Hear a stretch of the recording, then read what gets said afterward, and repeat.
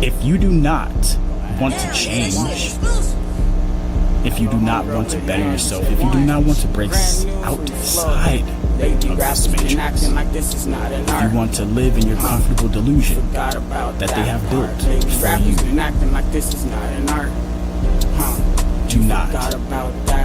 watch these videos. Leave this channel.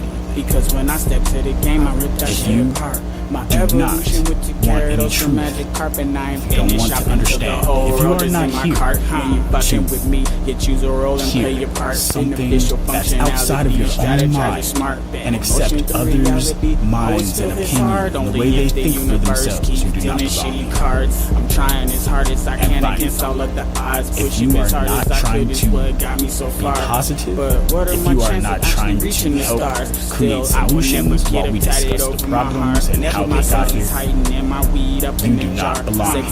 Negativity, hate, disrespect, name calling, those things will not be allowed here on this platform, and not in this empire. We are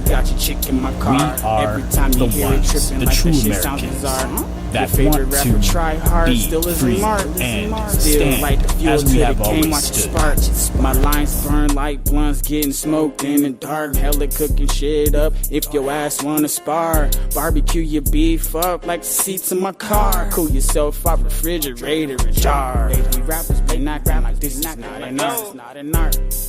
You forgot about that part. Lady rappers been acting like this is not an art. Y'all ready? You forgot about that part. Because it's time. It is time. Okay?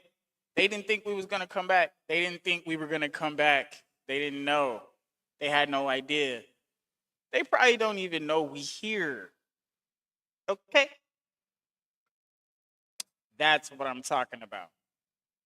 What do they know? Do they know? Do they know? Exactly. They don't know. Shout out to everybody that went to work today. Shout out to everybody that did overtime. You guys make the world go around. You're doing the things nobody else wants to do. Thank you for putting in your work. Woo! Today. Did y'all see that shit? Did y'all see everything that was happening today? Oh, man, they all over the place. They scrambling. The news don't know what to report. This is all types of fucked up.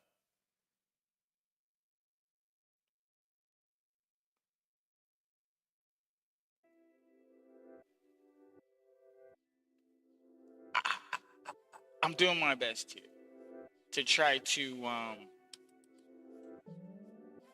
navigate this chaos. Okay? There's so much bullshit. So much bullshit that we don't even know what the fuck, where the fuck, how the fuck, which way's up, which way's down. What the fuck?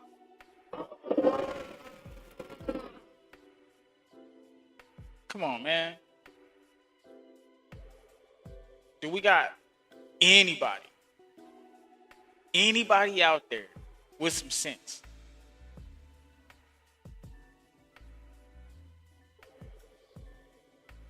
Do we got anybody out there with some sense? Anybody?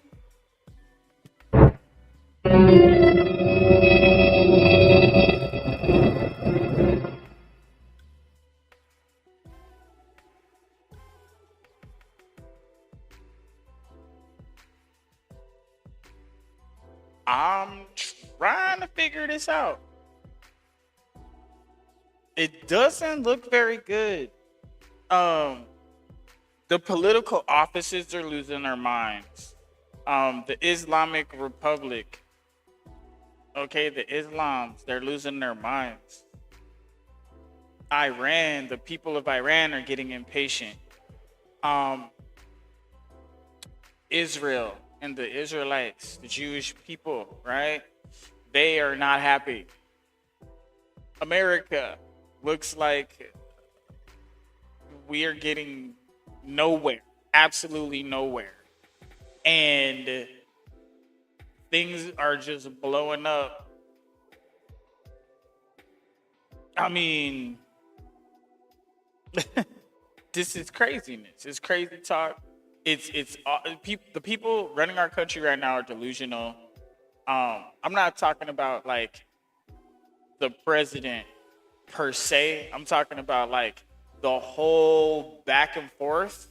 All these people up there that can't seem to realize what is good and get that stuff done and stay away from the controversial shit. Okay? The war in Iran isn't too controversial. It's like it was pending. Okay? The war was always pending. Okay? There was never any point of relief when it came to the Middle East, especially since Israel got looked at as, okay, they're a country now.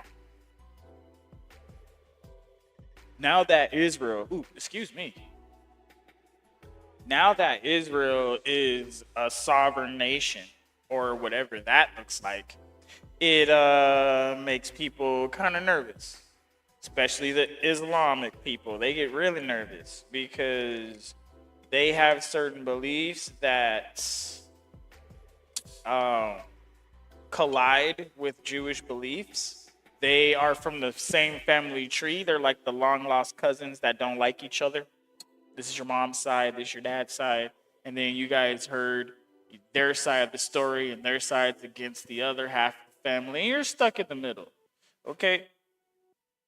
Until you guys start to utilize your brains and want to get past this, right? It has to come from a place of, okay, what's going to benefit the world in general? If we have to make prophecy come true, prophecy is not going to look the way it is in the book. Now, in the books of prophecy, it's not specific to exactly what's literal and what's figurative. Excuse me. But we can point to things that are literal versus things that are figurative. This is where we can see, okay, look at the Bible, for example, Revelations, the nations were at war, right? Nation against nation, kingdom against kingdom, things like that. If we're looking at what is a kingdom, what is a nation, right? A nation is a type of people, okay? And a kingdom is a financial institution that governs, okay? So we can have our governments pitted against each other. We can even have our sports, right? Like they say, they say their sports. You know how they have they're really into their sports, football, Eagles, or whatever, Vikings, whatever football team you're into. They consider that as a kingdom or a peoples or a nation. If we're doing the football, for example, this whole World Cup, right? This is kingdom against kingdom, nation against nation. That's what this is. And a lot of people aren't seeing it because there's figurative and literal. And figuratively it is, and literally it is, because these companies and corporations have more GDP than some countries. Real shit. Okay? These sports entities have more power and pull and jurisdiction over a lot of the land that the government, look at how the government caters to them. Okay? And we're bending laws and shit for these organizations and the people that run them. And this is what is degrading our society. We need to actually say, hey, we want this to be a legit place, a legit culture, okay? We want America and Americans to stand for something more than a controversial soup of stupidity. Yes, I said America/Americans are looking like a controversial soup of stupidity. Why? Because in America, we don't know what a man and a woman is, but the rest of the world does. I bet you Islam is not sitting here saying, oh, what's a man? Oh, what's a woman? I bet you they're not doing that dumbass shit. Who in the fuck? I'm sorry. I'm not supposed to get upset and frustrated with stupid people. They don't realize they're stupid. They know not what they do, right? If you don't know what a man is, if you don't know what a woman is, you should not be running our fucking country. Period. Nigga, you need to go back to the basics. So, what the fuck are we doing here, guys? Okay? I shouldn't even have to pull any of this shit up. You guys should have seen it already. I know you've seen it. So what the fuck? Somebody? Anybody? Like, what the fuck? Shit.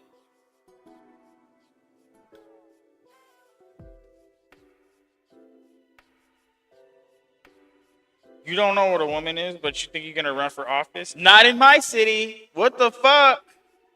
Fuck out of here with that shit, bro. You guys sound dumb.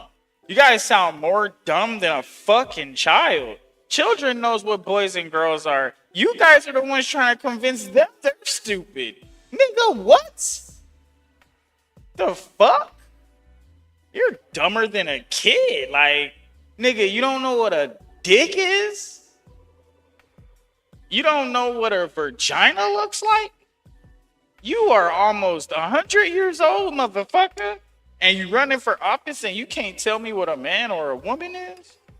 Nigga, you stupid. Like, look, like, nah, I'm cool, bruh. I'm cool, bruh. Like, that's gonna be my thing. What is a man? What is a woman? Like, nigga, if you can't answer that shit straight up, if I don't slap you, shit. If I don't slap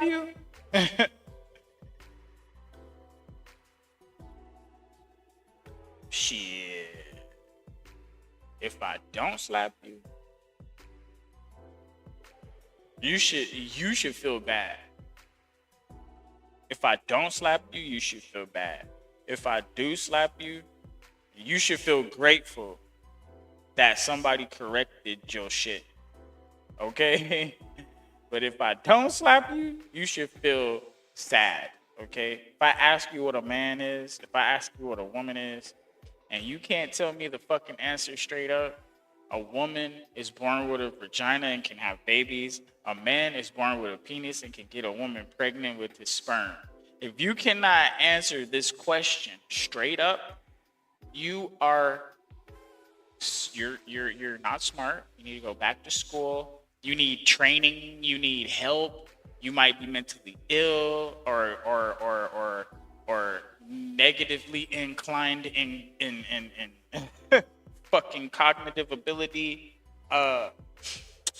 You need to get hit. Somebody needs to hit you.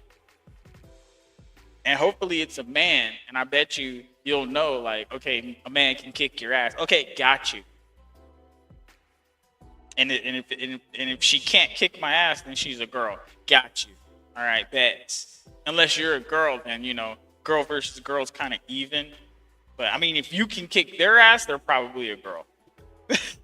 Unless you're a guy, then, girls just naturally have their asses kicked. They kick their own asses.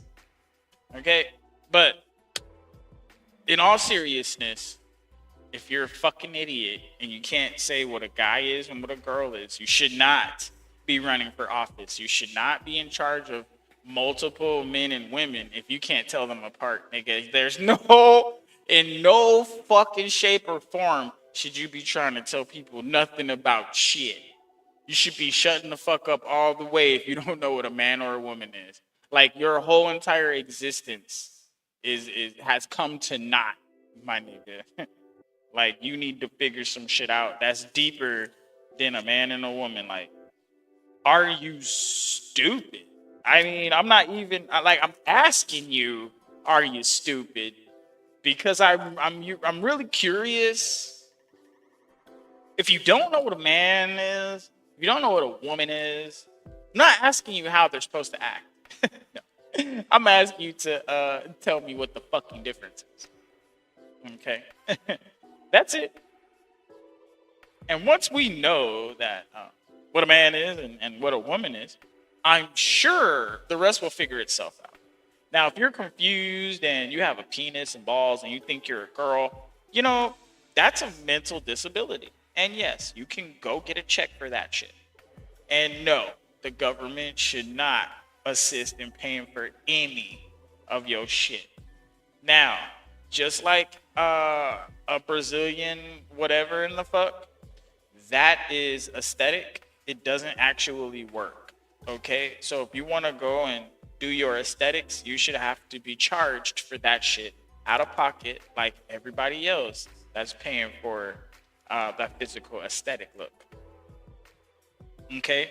It's not going to be functional or anything like that. So, like, there's no point, like, the government paying for that because you're not going to be able to reproduce. Now, I understand the government paying IDF or whatever, the in vitro shit. I get that. That's cool. That actually helps bring more children into this world for our country and our culture. A lot of people don't even know what our country and our culture is because they are blind to this socialist movement. Now, this socialist movement, I'm not mad at anybody for choosing what they choose, but if you cannot see what is in front of you, if you cannot see the fucking foolery, okay, then you deserve what you vote for, okay? Now, I say this with absolute vigor because I am in a place where if they try to vote for dumb shit, try to take any of my rights that are in the Constitution, okay, this is where we're gonna have a problem. Now, this whole anybody can be born here and now they're a citizen even if their parents are illegal, that shit is dumb as fuck. If I went and just had some babies in another country, now I'm this country too. Nigga, do you know how many Americans would not be here right now? If we could just do that, I bet you a lot of Americans would have been fled this country. Trust me. I'd probably be French or something. Just because.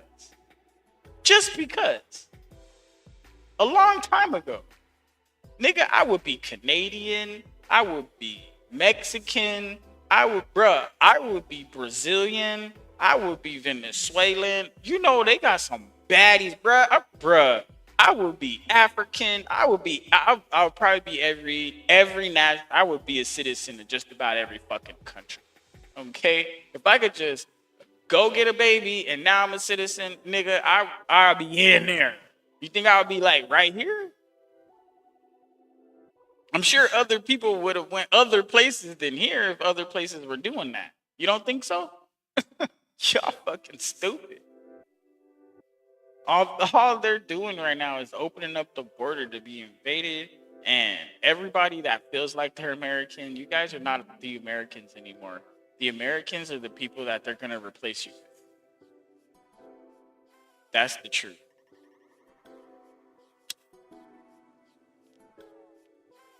It's very disappointing because it's like they don't care about us, but we're supposed to care about them. You know, we're supposed to pay their taxes and go to work, slave away, but there's no jobs for us to work at.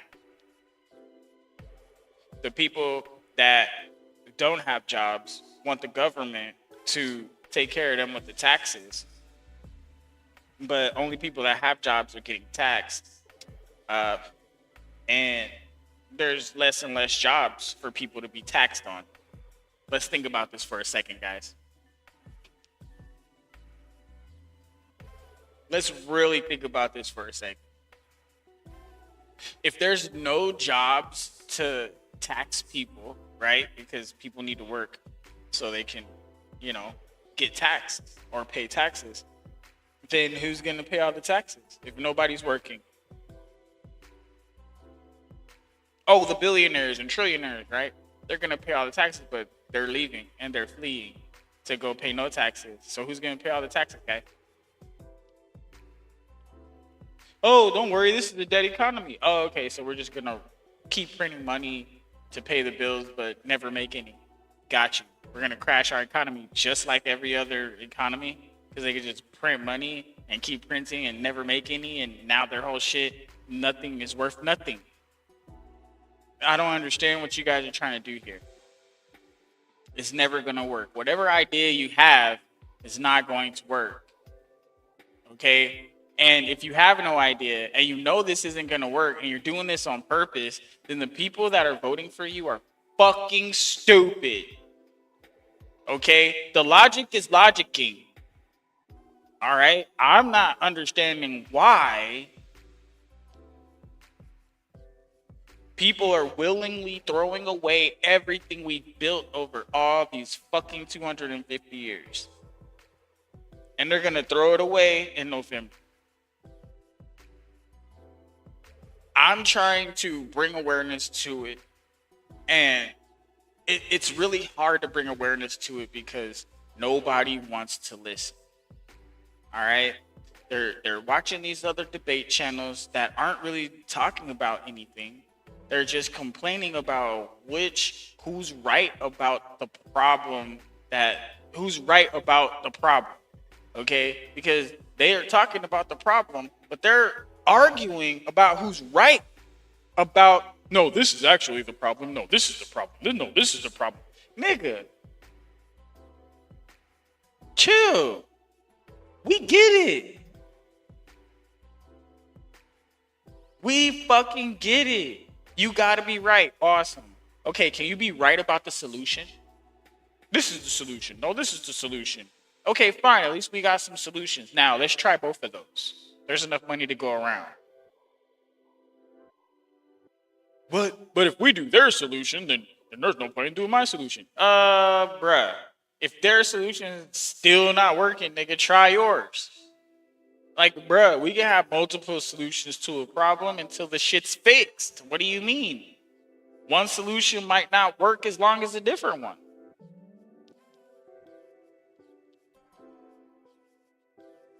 I don't think people really care to fix the problem, but they want to be heard about the complaints for the problem. I'm not actually trying to complain about a problem. I'm just trying to point something out so we can focus on the solutions. Maybe I'm trying to get a few more eyeballs over here on this channel so people will take the conversation to the other channels. Maybe I should start making more appearances on other channels, right? I really don't want to go back out there because a lot of these people, they really don't give a fuck. They don't. And they're just talking to talk and talking for clicks and just trying to act out because that's just what people do. And they want the drama. I'm not very good with drama.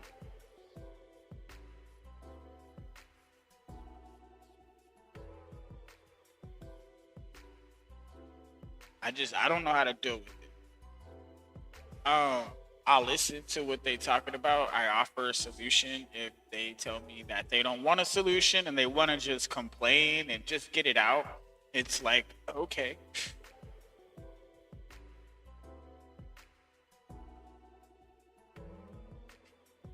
Okay. But like, I have to hear it, fine. And you don't want a solution, okay. I'm busy trying to fix some other shit. So if you're gonna talk, just fucking talk. If I don't respond, it's because you didn't need no help. You see what I'm saying? Exactly. That's what I'm talking about. People don't even understand what the fuck they mean because you want somebody to listen to you, but if they're gonna listen, that means they don't have to respond. And then you get mad if they don't respond, or then you feel some kind of way. Oh, you're not gonna say nothing?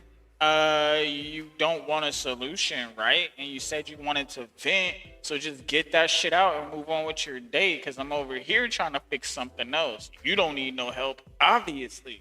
As a man, what do you want me to do? I'm a fucking problem solver. I'm supposed to fix some shit, work some shit, earn some shit, and at night when it's time to lay down, love some shit. Okay? So I could put in my work all day like I'm supposed to. You can put in your work like you supposed to.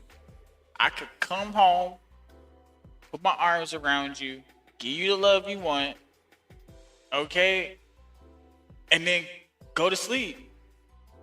Wake up, cause I got shit to do tomorrow. Cause I gotta mind my business. And if you don't want me in your business, you feel me? It's like, why put me in it? And then if you want to vent, fine, I'll listen. But you don't want me to say nothing. Because you don't need my opinion. You don't want me to fix nothing. Because all I'm gonna do is any kind of problem that's in there, I'm gonna try to solve it. What? That's what the feedback is gonna be. Well, you know, da, da, da, da. You know what I'm saying? Okay. I mean, like, what do you want me to say? Oh, that's so sad. Okay. You just want me to like state the obvious? I mean, it's not that we can't have a conversation. Okay? It's not that emotionally unavailable. It's just that men are so used to having to be efficient and quick and straight to it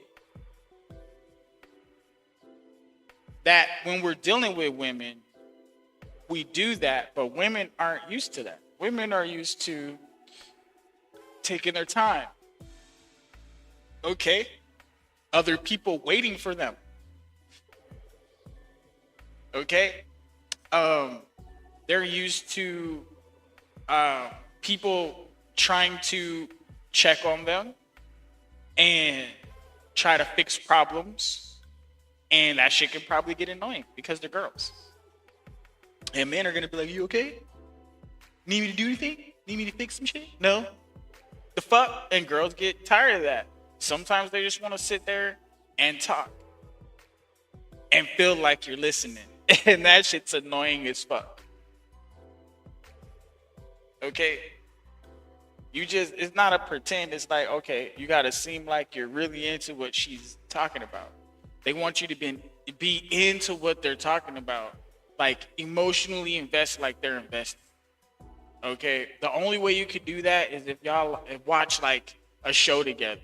You know what I'm saying? You know how girls go crazy over baddies or some shit like that? You watch it with them.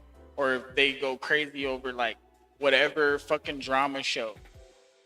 And if you watch that drama show with them and you actually get into it and start liking and disliking and da-da-da-da-da and, like, emotionally invest in the shit that they're invested in, that's how they feel connected to you.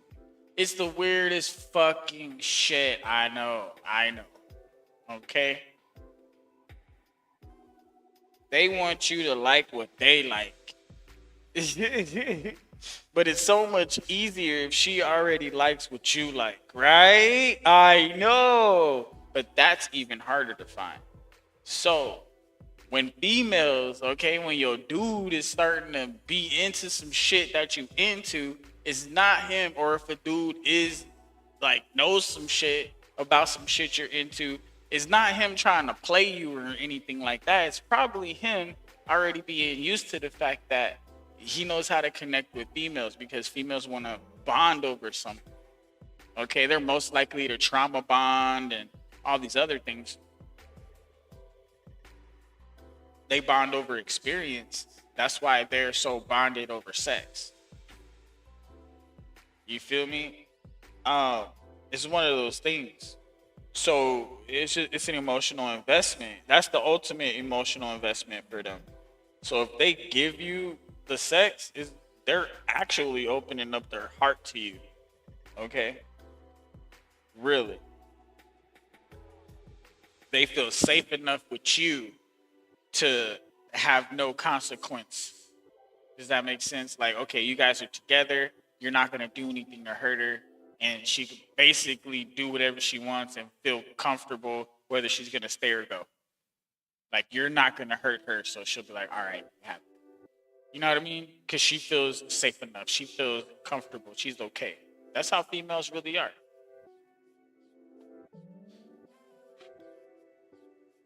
Doesn't really matter what you look like. Girls can fuck an ugly nigga. They do it all the time. Trust me. It's not how you look, sir.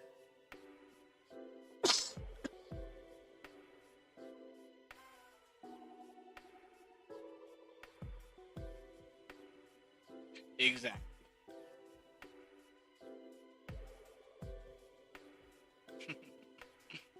Give me 1 second real quick.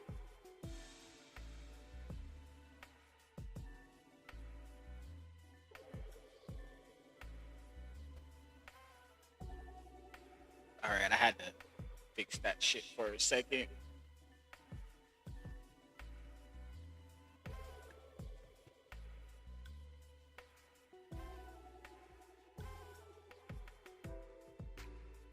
All right, here we go. Let me double check this. All right, so we do have some stuff here. It should. See, I kind of watched this shit already. What I need to do is I need to click it, save it, and don't watch it. Because I'll be watching these things. And then it's like, I don't want to go back and watch it. But I should. So let's hit this list real quick. Welcome to NTD News Today. Here are today's top stories. President Trump says recent U.S.-Iran meetings in Qatar went well, while Vice President J.D. Vance says the U.S. has all the cards in negotiations. We have the Trying to say, well, I don't want to fucking win. Hey, that guy Jimmy Carter's funny, bro. He's funny. He's funny. All right, we're gonna do this one. Coming up, we're joined live by. We're gonna do this one.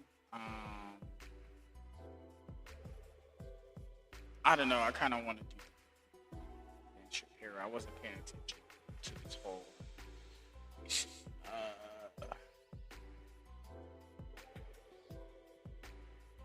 Supreme Court. You know what? Coming up, we're joined live by the United Cajun Navy, who have been begging Nano. All right, because I did kind of spit y'all. I was annoyed. So we'll do it like this. We'll go share.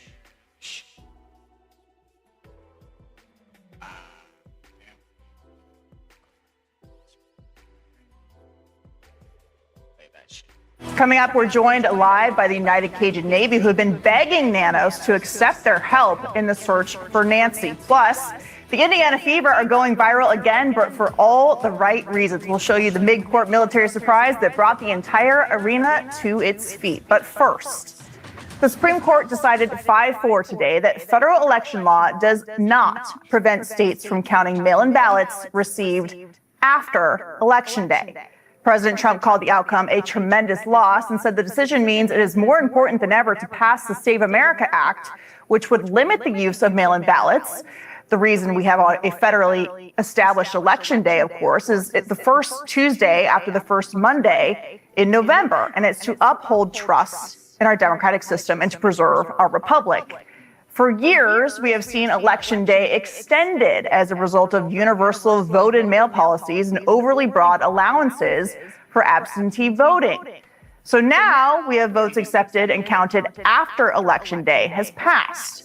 This has significantly eroded trust in the integrity of our elections, made partisan divides worse, and threatened to tear the country apart. Justice. Okay. I'm gonna do it like this. She's talking a little bit too slow. She's a great reader, though. I love her. She has a nice voice, pretty face. Everything's cool. She doesn't sound like she's lying, but she's reading. So, you know, we can't tell how much of that is actually the real deal. What we will do is, though, we'll continue this a little bit, but I'm going to ask some questions. Going to ask some real questions. I'm actually going to bust out this little AI guy. We're gonna crack Grok's head, and then we're going to go through. We're probably going to fuck with Gemini for a second, and we're gonna slide back over to the homie Claude in this bitch. We're gonna turn up. Today, we about to dig deeper. We gonna figure out what AI has to say about a lot of the shit, because I don't think these people understand what they're really talking about. Samuel Alito's dissent in the case makes it clear these extended election days or even election weeks were not the established standard throughout our history, writing, quote, 2 centuries of historical practice reinforces the proposition that holding an election on a particular day means that poll workers had to receive ballots by that date. From this country's founding until the late 20th century, election day ballot collection was the near uniform practice with only a few late arriving exceptions. Exactly.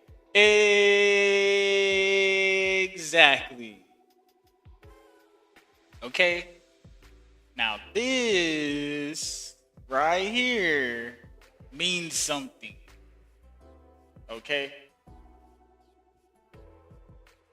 A lot of people are trying to pretend like we wasn't on some shit, like we didn't have some sort of system, like our system is broken. Our system works, they just don't want to have to work for the votes. And if you're not gonna be doing what's good for the people, then why should the people vote for you? That doesn't make any sense. And if the people have common sense, right, they're gonna vote the correct way. And the reason why our country hasn't changed much, except in some good ways, okay, women got rights, they're equal, men, black, everybody, color, everybody cool. The only thing that's fucking up is we're letting all these foreign people come in and they're just doing whatever they want and treating us however, and everybody's scared to say something. Like, why are y'all being such pussies?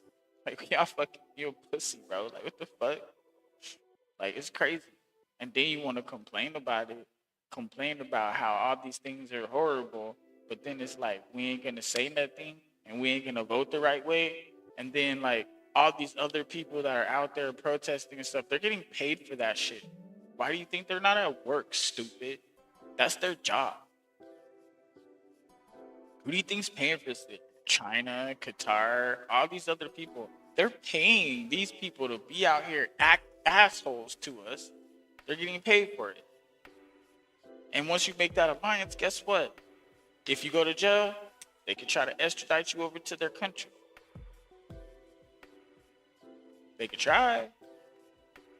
But, you know, once you in jail, like in the United States, like you in jail, like you in jail. like it's really hard to get out of jail once you're in jail. Like, it might not be like the worst. It might be kind of comfortable. American jail is kind of comfortable. They have all the amenities that people have. You know what I mean? Like Diddy was riding a dirt bike in that bitch. That's crazy work. I don't know how you dead. I don't know how you dead. I don't know how you do that. I don't know. Like, apparently you could just in timeout. You can play in timeout with your toys if you have some. Okay, cool. But this is what's happened. He went on to say this practice did not falter when the cannons rang out at Fort Sumter. Even when the Civil War took soldiers hundreds of miles from their usual polling places, Election Day still meant ballot collection day. Accepting and counting ballots days beyond the established Election Day. Yep, they probably filling something out on the low key. I wouldn't be surprised, bastards. Always trying to cheat for somebody. Should not be the norm. Yet a majority on the Supreme Court made it so today. This creates opportunities for fraud. That's a fact, and making today's ruling a very bad one for America. And of course, the election system that we used to trust. Joining us now is Director of Constitutional Studies at the Manhattan Institute and author of Lawless, the Miseducation of Americans' Elites, Ilya Shapiro, along with former Principal Deputy Assistant Attorney General and partner at Gibson, Dunn and Crutcher, Tom Dupree. Great to see you both. Thank you for being here as the Supreme Court ends its term at the summer tomorrow. Ilya, what's your take on the court's decision today on late arriving mail-in ballots? I agree with you that it's a bad decision for America, but I actually think the majority is right on the law. This is a congressional statute that sets out what Election Day is, and if we had a new congressional statute, whether it be the SAVE Act or anything else, they could change that. And I think it's terrible what we see in California, where elections aren't called for weeks while they compile various shenanigans. There could be a separate challenge to ballot harvesting, for that matter, in California. But the laws that we have currently on the books do not say that you can't count ballots, as long as they were mailed by or on Election Day, that you can't count them after. Yeah, and that is, of course, what Justice Amy Coney Barrett wrote in the majority. She said that current federal election law leaves open the question about when ballots can receive, kicking it back over to Congress. So, Tom, based on that, President Trump is arguing that this decision today makes it more important than ever to pass the Save America Act, because Congress is failing to ensure that these ballots in these states aren't protected from being counted for weeks on end. What do you think about the ruling? Well, I think the majority generally had it right. They focused on the plain text of the language and what Election Day actually means. That said, I thought that Justice Alito's dissent made some powerful points. The language you quoted about his appeal to history and what he viewed, at least, as a largely unbroken practice of having Election Day occur all on that day, that's not without force. Those were good arguments. But I think ultimately I do side with the majority's view, where if there needs to be a solution to this, it needs to come from Congress. The Supreme Court doesn't see itself as the body that writes these election laws, and so I think they properly deferred to Congress. I think even President Trump acknowledged that after the decision came out. To your point, he tweeted, he said, look, Congress has got to pass the Save America Act. So even President Trump, I think, realizes that now, if those reforms need to be made, Congress is the proper place to do it, not the Supreme Court. Yeah, so you got a couple of squishes on here with you, Katie. I'm a little bit surprised, but I'm happy to have you because you are the experts and you are laying out your cases very well. So thank you for being here. But of course, Ilya, we know that this is not the mail-in ballot issue was not the only thing that we heard about today. We also saw that President Trump got a win in Trump v. Slaughter. Can you explain what that was and why it's a blow to the administrative state and unelected bureaucrats not being held accountable? This is a very important decision, possibly will end up being the most important decision of this whole term. It says that the president is in charge of the executive branch, and we don't have a fourth or fifth branch of government. And so all of these alphabet agencies, the FTC, the FCC, the NLRB, the SEC, all of these things, the president has to be able to remove the members of these boards, the commissioners, and so forth. This overturns a 90-year-old precedent. The court has been hinting at that incrementally for the last 15 years, called Humphrey's Executor, and they got it absolutely right. The president is now in control of these agencies, and that is right for democratic accountability. If you don't like something that the FTC is doing, you can now blame the president. Oh, well, they do that all the time, so I'm sure they're perfectly comfortable with doing that.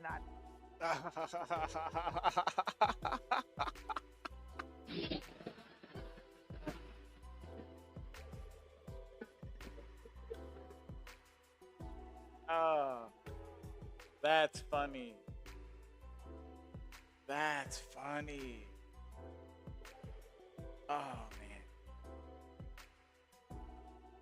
You know, that's very rare. It's rare when you get a moment like that. It is.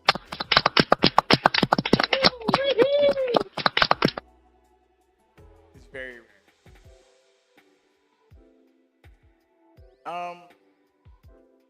Damn. He's got control over all these agencies now, so he's gonna fire and hire whoever. Everybody's under investigation at this point. Can't nobody tell him shit. Next 2 years, airing this bitch out. Bet that. That's gonna be something that I'm letting y'all know is gonna happen. We can't get away from it. He got the keys. Shit. Hey, legislation, y'all can have that shit, but he's about to start cooking. He's gonna be. You're fired.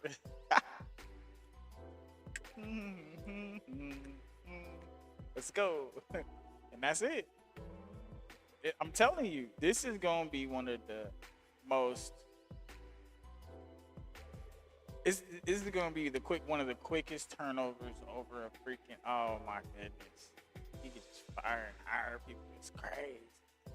Yo. Good luck. Good luck. There's gonna be a lot of news. I'll tell you that. Shit. Tom, today's decisions, I think, reinforce the independence of the Supreme Court from the executive branch. We've heard for years Democrats smearing the Supreme Court and saying that they are, working for the president rather than evaluating the law and the Constitution. I know that the court puts out a lot of opinions that people don't necessarily pay attention to, but Democrats have been attacking it for years as the Trump court, although they rule against what he wants many a time, including today. Well, look, it breaks my heart when I hear comments like that, where they basically say this is a Republican court, this is Trump's court, they're not following the law, they're just doing what Trump wants. That's absolutely wrong. All 9 justices are faithfully applying the law and the Constitution as they see fit. And look, I think today's decisions point that out. Yes, there were some rulings in Trump's favor, but as we've been discussing, there are also rulings that went against Trump. And so I think Exactly. Now, here's the thing.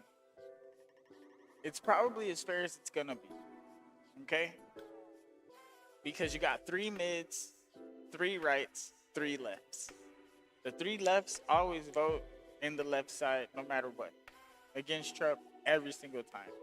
Everybody else actually deliberates and actually reads the law and actually does this. So if the middle guys get replaced by any means, okay, by some lefts, we're toast. We're flicking toast. Okay? It's not gonna be fun.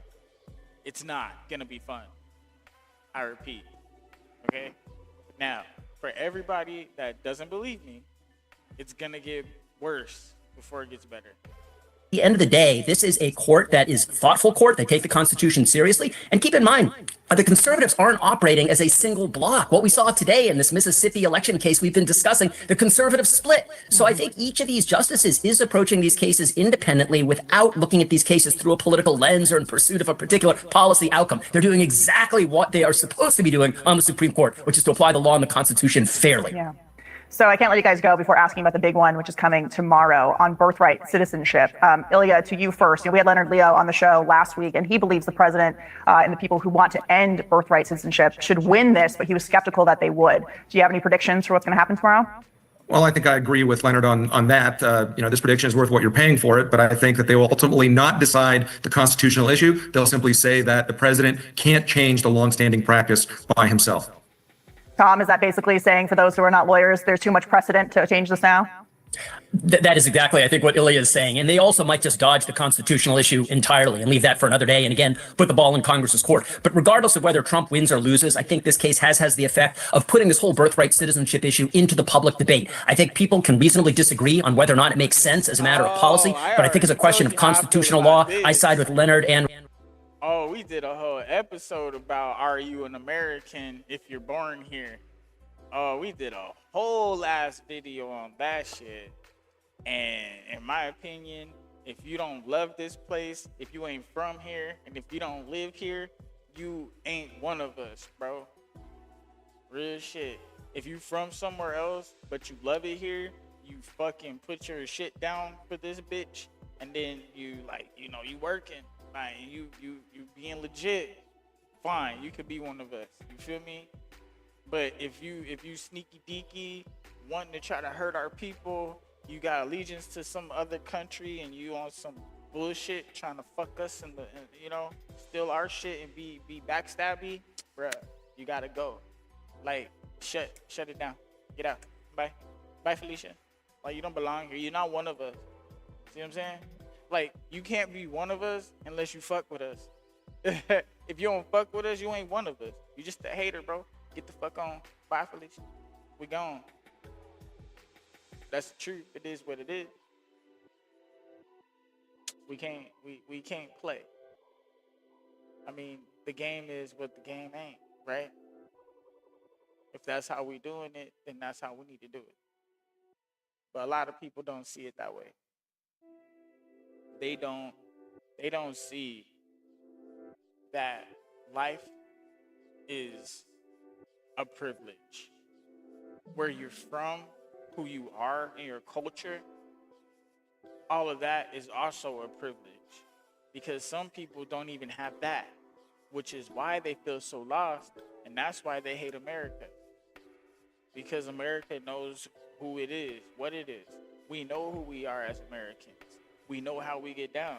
And if you ain't from here, okay, and you come and have a baby here, and you don't live here, and you ain't planning on living here, then your baby ain't from here neither. So take your baby back where y'all from and get the fuck on. That's how I feel. See what I'm saying? You ain't trying to stay here, you ain't fucking with us here, then you don't fuck with us at all whatsoever. Bye, and take this piece of paper with you. The fuck? Like, we don't owe you shit. Us Americans earn everything we got unless our family helped us out. Remember that, because or friends and stuff like that. There's something different here. But people are not really looking at this the way they should. Open your mind. See the truth. Nigga, you from here. You put in work here. You got blood in these streets, bruh. You know what I'm saying? Cuz you American. The motherfuckers that ain't here, but had a baby here and then left. Ain't trying to stay here. Ain't trying to be about here, nigga. Get the fuck on. You ain't one of us. You see what I'm saying? People that come from somewhere else, they want to work. They want to be one of us. They love us. They show up. They put in work. They down with our shit. They respect us, follow our rules, our laws. You know what I mean? And like assimilate. Boom. Got you. Hey, bro. Hey, where you from, fool? Oh, blah, blah, yeah. Okay, that's what's up. Hey, hell yeah. Welcome, bro. You're one of us, right? What team you fuck with? What's your teams, bro? Like, you gotta have teams. If you don't have no sports teams from America when you come here, you don't really fuck with America. If you go to some other country and you don't pick a sports team, bro, you don't fuck with that country. You ain't planning on staying there. You feel me? You gotta have a sports team. So if you come to America and you can't be no default Dodgers or some popular ass shit, hell nah.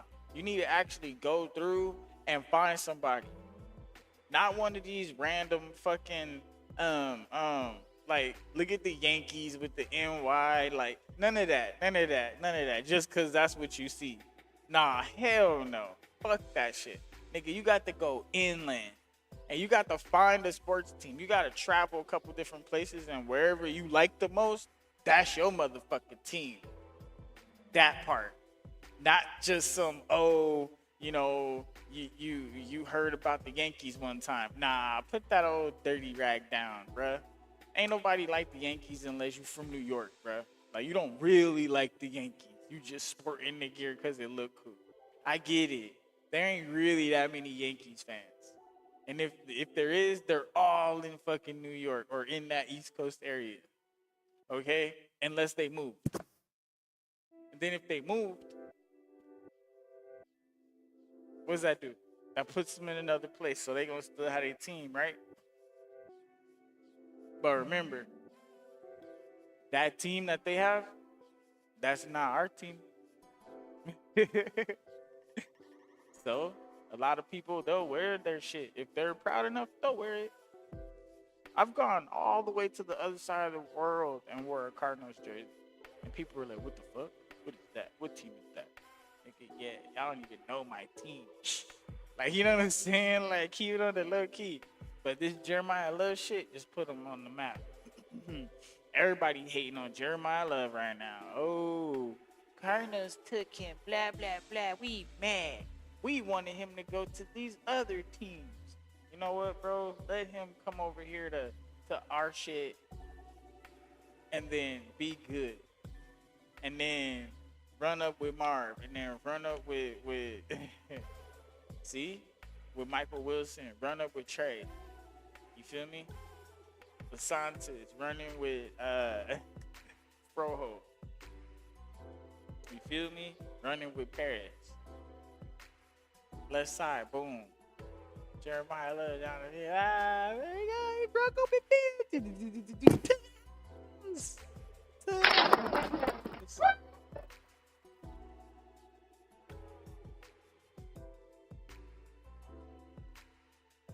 To the house. Jeremiah Love to the house. That's what I'm saying, y'all. They mad. What y'all mad for? What y'all mad for?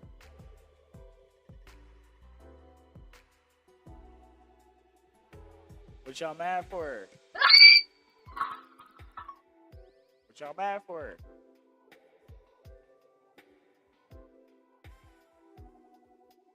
What you mad for? Cause he gonna be gone, huh? Y'all mad cause he gonna be gone. Y'all mad. Y'all mad because he gonna be gone. He gonna do what he did. In college, he's just gonna get on the field and do his thing. And boom, he's just gonna be gone. Everybody be like, what the fuck?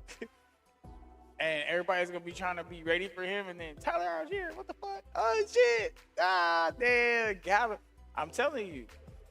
And look, I've been said the Cardinals should get Shedeur Sanders. I've been said that shit. Just go on and throw Jacoby out there. Boop. Hey, we'll give you Jacoby for Shedeur. And then Shedeur had some snaps last year. He knows what's up. Let him sit back, run the playbook, and then just throw Gardner Minshew out there, let Shedeur walk in, and then just let him do his thing while Carson Beck's in the back. And then halfway through the season, just see what Shedeur got. Unless Gardner Minshew's doing really good. If Garner is kicking ass, leave his ass in there. Fuck it, you already paying him. See what I'm saying? And now you got 2 prospects in the back just shooting the shit, hanging out. Now we got extra eyeballs. Shedeur Sanders to the Cardinals. What? I bet you everybody gonna be like, oh shit, Shedeur Sanders to the Cardinals? No, him and Jeremiah Love and bruh, I'm telling you, you give Shedeur Sanders some niggas that can catch the ball? Yeah, I got you. Let him have 2 safety blankets. Trey, Michael Wilson. Trey, Michael Wilson. Mar for a touchdown. Marvin Harrison Jr. again, open field.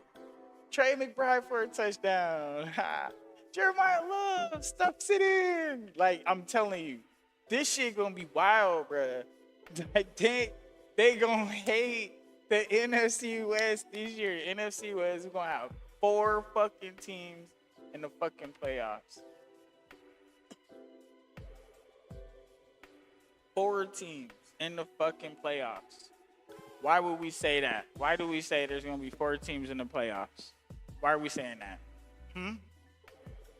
We're saying that ultimately because if the offense is anything what we expect it to be, we'll be able to put 30, 40 points on the board.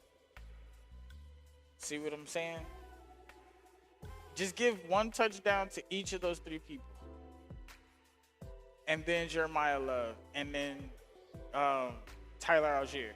So Jeremiah Love gets a touchdown. Tyler Algier gets a touchdown. Marv will probably get a touchdown. He shook that one. He broke dude's ankles. Are you kidding me? Bruh.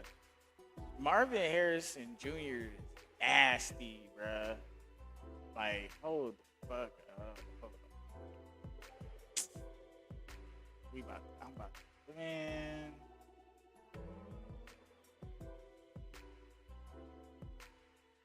Bruh. Perfect.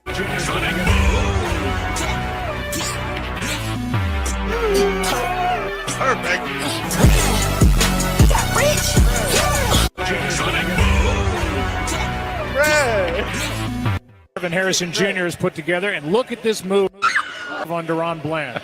that is an amazing route in that close of space. Are you kidding Here, me? CD. Marvin's gonna smash this year, bro. Look at that. Look at this shit. Marvin Harrison Jr. Look at this shit. That better score a touchdown. Oh shit. Okay, never mind. Look at this bullshit. Bet you he get cooked.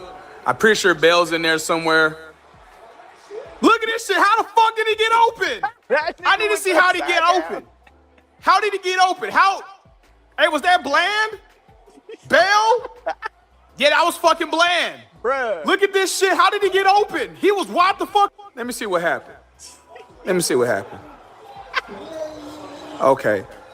Oh my! Bro, this the nigga we paying like $90 million, $60 million to? Oh my!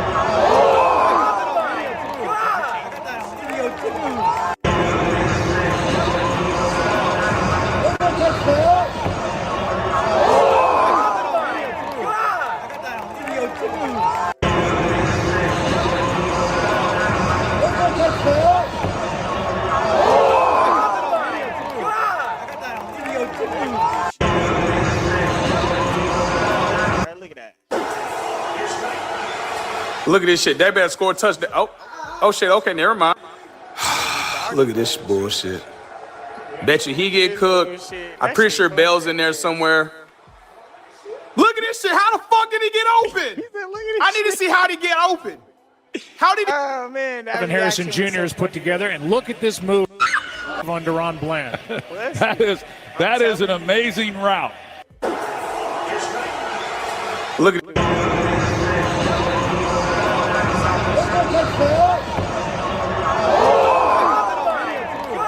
The center, fake, throw it over to Marv. Oh my God!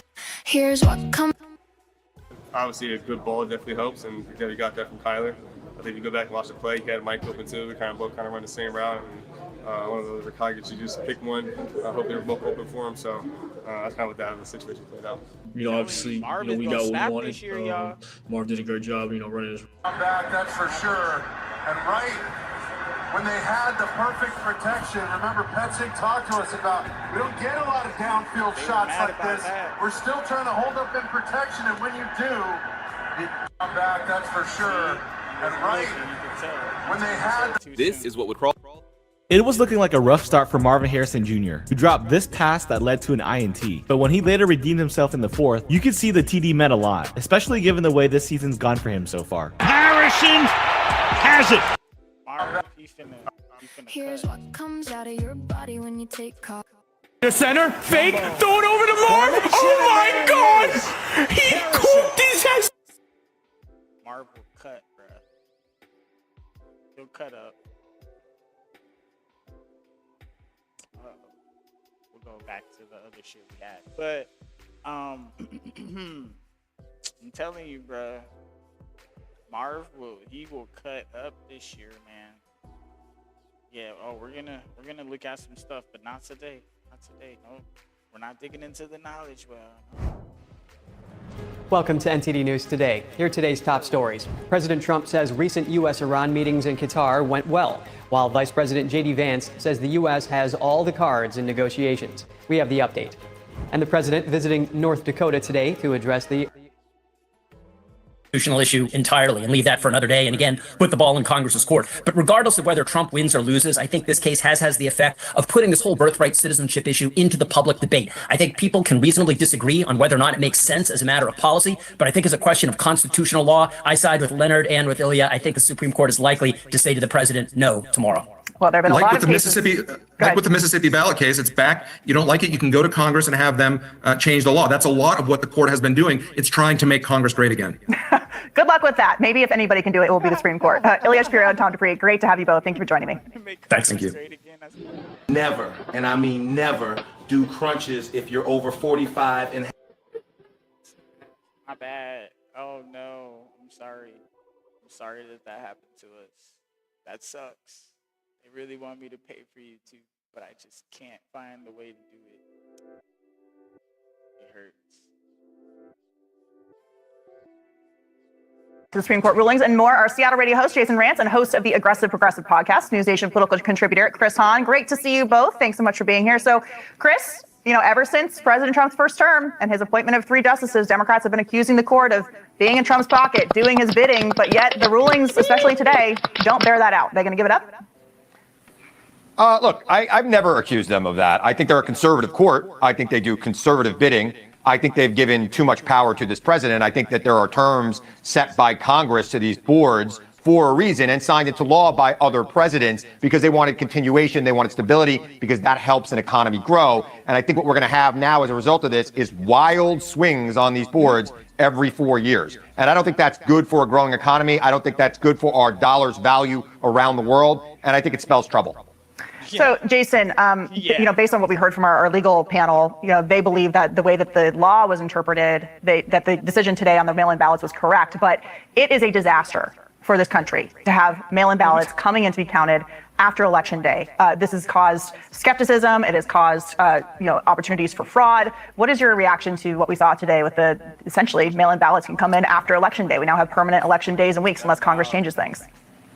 Yeah, I mean, I generally agree with your concerns here, although I come from a state that has all mail-in balloting, and we, I think, are the worst in the nation as far as the amount of time. You have 21 days to have your ballot counted, and the problem is the longer that it goes, where an election hasn't been called, and especially when you see just dramatic changes in the vote. As much as I understand why it happens, progressives have a tendency to vote at the last moment. What it does, however, on the back end is a lot of people just don't trust the results. They get excited about a number that comes in, and then 3 days later it completely flips. People then have less of an incentive to vote when they think that the system is corrupted, even though I don't think there's some sort of widespread fraud at this point.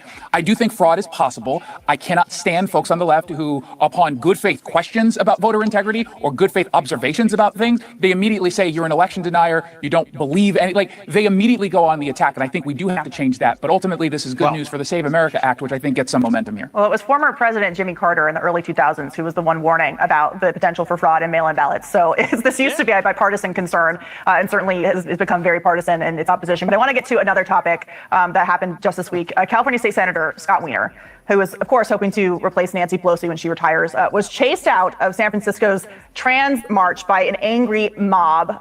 He is Jewish. He's not anti-Israel enough, pro-Hamas for them. Scott Wiener is radical when it comes to this placating the trans issue. I mean, he believes in transing children, giving them all kinds of hormones and irreversible drugs and surgeries. He believes in men in women's prisons, men in women's sports. So he took the extreme positions on that, and yet he's getting kicked out because he doesn't support terrorism. I mean, is the left just going to eat its own on this issue?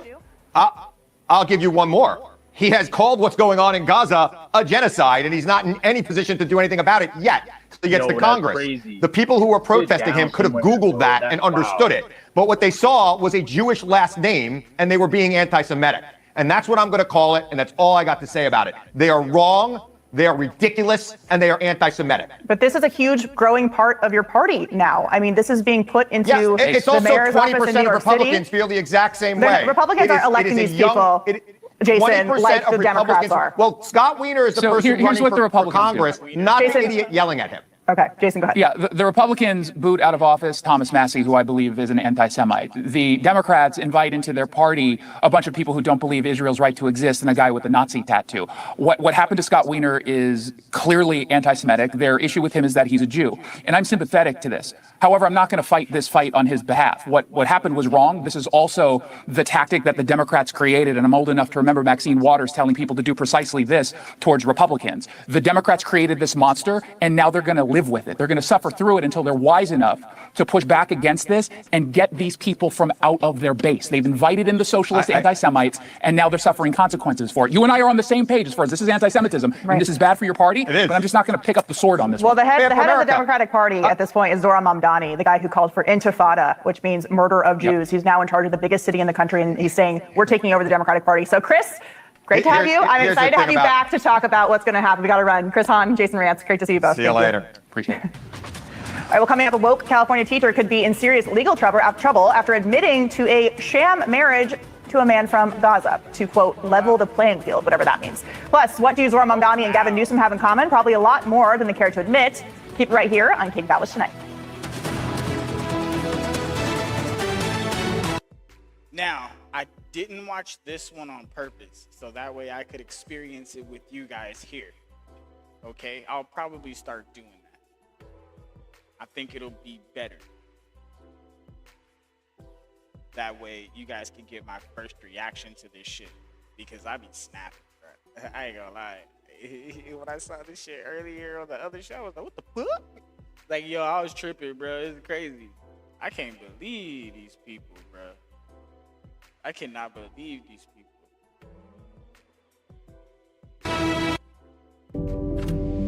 Oh, damn. They hit us with the damn. Not the damn. Alright, but so far it's getting pretty good. I don't see any.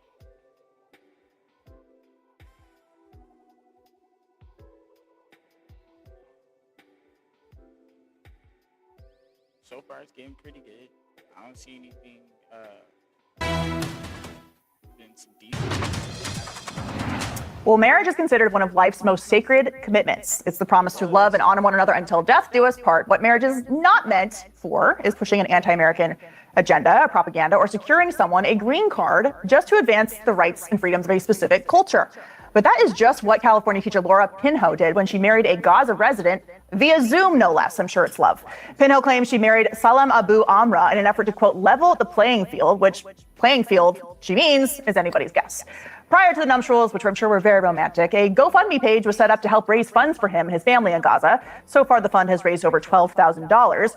Unfortunately for Pinho, marriage fraud is a felony offense and a federal offense at that, and it can carry a 5-year prison sentence and up to $250,000 in fines.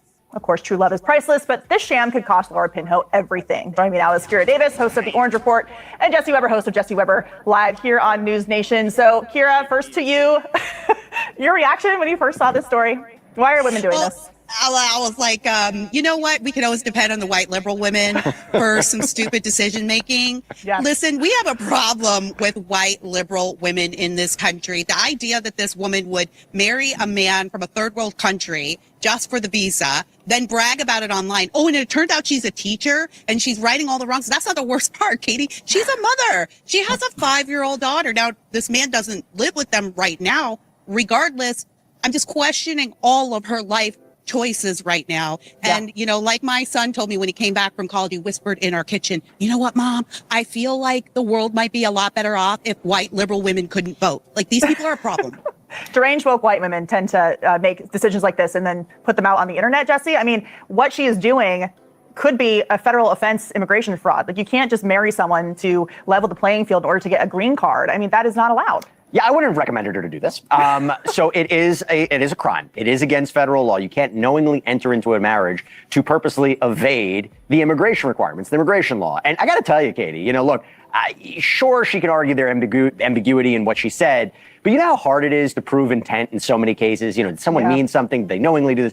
I mean, arguably, she kind of gave it on a silver platter, which is it's a big problem here. And that's, again, I think a big issue for her. So if you ask me what she could be facing, potentially, if there's an investigation, obviously, marriage fraud is a crime. But there's also a conspiracy charge, right? If there's an agreement to break the law. I do wonder whether any funds were, you know, gathered or facilitated. I know there was that GoFundMe. I don't know anything about that. But I do wonder whether there could be a fraud charge if money was facilitated through, you know, wire or through emails or through a fund, and it was used for improper purposes. I don't know. I might be speculating. But at the bottom line is you can't marry somebody purely for the purposes of getting them into the country and get a green card. There has to be some love. They have to be living together. There has to be a real loving marriage for this to work. And you certainly can't do it for a political cause to promote terrorism inside of the United States. No. Kira, this is an administration that their DOJ has been denaturalizing people. They actually take this very, very seriously.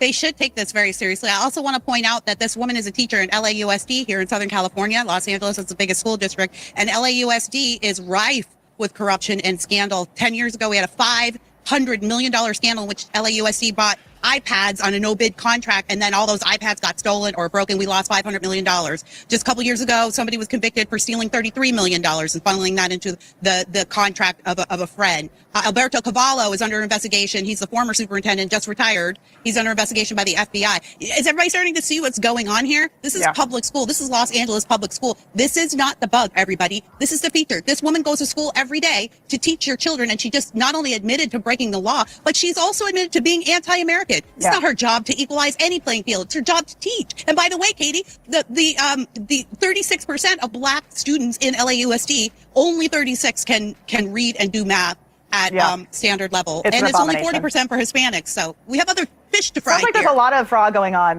in that school district that it extends beyond the school district, unfortunately. But Jesse, you know, this couple got married. This couple, I say, this couple It's so romantic. got married. Well, that's in an important Utah. legal point. Are they or are they not? Yes, it is. I mean, they got married in Utah because it allows people to get married over Zoom as long as they have a marriage license, ID, and 2 witnesses that have to be physically present. This probably varies from state to state, but it seems like the feds would have a higher standard for getting a green card than getting married over Zoom with no real evidence that you've been dating and leading to marriage in any other capacity. So my understanding is the Supreme Court has come down and said, while all that's great, it doesn't matter for fraud purposes. You can have somebody check all the boxes, the state requirements to actually be married, but it doesn't take away from the fact that there could still be fraud. Look, is this a loving marriage? Is this a loving union? Do they plan to live together? Do they plan to consummate the marriage? What is the communications between them? If it was purely, I'm going to get you in the country, I'll get you a passport, I'll get you a green card, get you what you need, have a great life, that's going to be a problem. But if they really did have a union, I mean, look, we do have the system set in place where people do fall in love. They meet from other countries. They come together. This just right now, from based on what we're seeing, doesn't appear to be one of those cases. Yeah. And I want to point out, Katie, that her ex-boyfriend also said she's been radicalized very recently. You can read that in the New York Post article. So there's lots of proof there that this isn't the romantic Hallmark love story. Well, I think if you look at Egypt's border and the way that the Jordanians won't allow the Gazans in, maybe she should think twice about importing a fake husband in a terror strip that's not even a country. But I guess she's deranged and wants to be as anti-American as possible. This is her life. Love is love. That is true. If it's love. If it's love, guys, if it's love. I think Jesse Weber had a good case that it's not. All right, Jesse Weber, great to see you. See you at 11. Kira Davis, happy to be there. See you guys soon. Thanks for being here. Thanks so much. So Nanos remains consistent, dismissing the FBI and dismissing the Cajun Navy, another organization only trying to aid in the search for Nancy Guthrie. We're speaking to their vice president up next. I just created simple product videos for all these different. My bad, guys. They always gotta hit us with these commercials. There's so many. But now you guys see where I'm at with it. They've been talking a lot of smack. Puerto Vallarta is still recovering from the wave of heavy cartel violence early this year, and now a new tragedy has come out of the region. A 28-year-old tourist from Mexico City was enjoying a swim along the beach of Puerto Vallarta Marriott when he was dragged out to sea by a crocodile and killed. A visiting American family says they could hear his screams and rushed to help, but it was too late, and tragically the man's body was discovered the next morning by a search team. A 12-foot crocodile was also captured and is being examined to see if it's the one involved. Crocodiles are a threat in the region, but attacks are rare, and this is Puerto Vallarta's first recorded crocodile death in modern history. Changing gears to one of the biggest stories here at home. After staying relatively quiet in recent weeks about the search for Nancy Guthrie, Pima County Sheriff Chris Nanos is speaking out again. This time, he's downplaying the latest letter that was sent to TMZ claiming to have video of Guthrie and her kidnapper. He's also dismissing help from outside groups who are just trying to help him out. That includes the United Cajun Navy, a group that has spent decades dedicated to search and rescue operations, and even submitted their own 41-page plan to help with this investigation. Joining us now is Brian Trasher, United Cajun Navy Vice President. Great to see you. So you are not in Arizona right now. You're in Minnesota. I can see you're in your car, lots of lightning behind you. What are you doing up there? Yeah, so I got talked into following some of our storm chasers up here, and we just intercepted a tornado outside of Hitterdall, Minnesota. You'll probably see that report come out of the National Weather Service if it hasn't already. But we're out here following some lines of convection, and hopefully be here if it hits any populated areas. All right. Well, we will certainly pay attention to that. But let's get to what we had you on to talk about tonight. The Cajun Navy, of course, for months has been trying to help Pima County Sheriff Chris Nanos. You submitted a detailed plan of how you would assist in the search. You said, we're not trying to get in the way. We just want to give you extra resources to find Nancy Guthrie. Can you tell us some of the ways you think you'll be able to help and why you think it's still being rejected? Well, I don't know exactly how many times it was rejected. We do know that there was a sort of like a blanket declination from the sheriff's office to accept any outside help. As far as, what we do, what we could bring to the table, mostly surrounded our ability to deploy canine teams and drone teams to the area. We really felt strongly that there was a good chance that she could have ended up somewhere along the border just because there's a lot of human remains that get found down there. There are a lot of people who are familiar with that area and are good at searching. And so, again, just to be a force multiplier, extra set of eyes, ears, and hands and feet at this point, just to try to bring some closure to the Guthrie family. And, it makes it even harder when you see Savannah on TV all the time and knowing what she's going through. She's putting on a professional face, but behind her eyes, you can tell, she's still really suffering. It's absolutely awful. She says she's in agony, her whole family's in agony. Still very few answers about what has happened to Nancy Guthrie. But, in terms of what has been happening with the investigation, and clearly there's still no arrest for a suspect. We haven't heard much in terms of developments in this case. What do you think the Cajun Navy could do that the Sheriff's Department has either not done or still needs help with outside of what you just laid out? I mean, there's been a lot of conversation and disappointment, both from local law enforcement and from the FBI about the way this investigation has been handled from the beginning. Allegedly leads not followed up on, not enough search even directly behind the house. Neighbors who say that they believe that this is going nowhere as a result of the media no longer really being in the neighborhood and pressuring the Sheriff's Department. So what kind of hope can you give those who are looking for answers, and especially to Savannah and her family? Yeah, I mean, it's hard to frame it in the context of a juxtaposition of what we would do versus the sheriff's office, because we're not privy to everything that they've done or what they may not have done. But like I said, we're very good at search and rescue. We have a lot of resources we could have brought to the area, other partner groups that we work with in the area are willing to come to the area and help us search. I think early on, when we were closer to the abduction date, it would have been a lot more beneficial. At this point, I mean, I hate to say it, but at this point, you'd just be looking for remains, which would be valuable to the family to be able to have that closure. But that for some reason, they just decided they were not going to take the outside help. So we just kind of went back to what we're doing. We're preparing for hurricane season 2026. And right now we're at the tail end of tornado season 2026. So the Cajun Navy is doing Cajun Navy things. So in terms of people who may be watching this who say, well, the sheriff's department is, or, they're law enforcement professionals. Who is this group, the Cajun Navy, who thinks that they should come in and be involved here? Can you talk about your professionalism and the type of training you have with your volunteers? Not cool at all.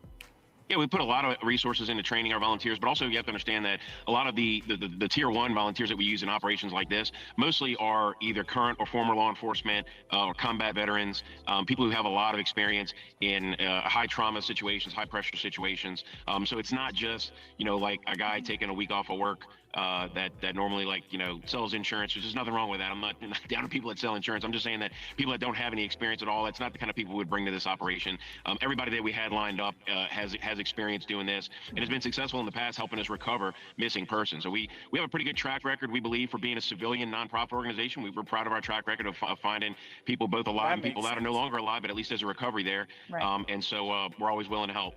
Well, I'm happy to see that you're in Minnesota, but I hope that they don't need you there and that the storms aren't as devastating as maybe they've been predicted to be. So, Brian Trasher, thank you so much for coming on the show and helping us follow the story. We appreciate it. Man. Venezuela is going through it, man. That broke my heart. Coming up, the West is literally on fire, and Congress could be doing something right now to finally put an end to this never-ending cycle of devastation. We'll explain next.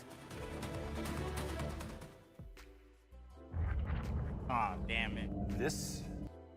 They always end up hitting us with a damn commercial.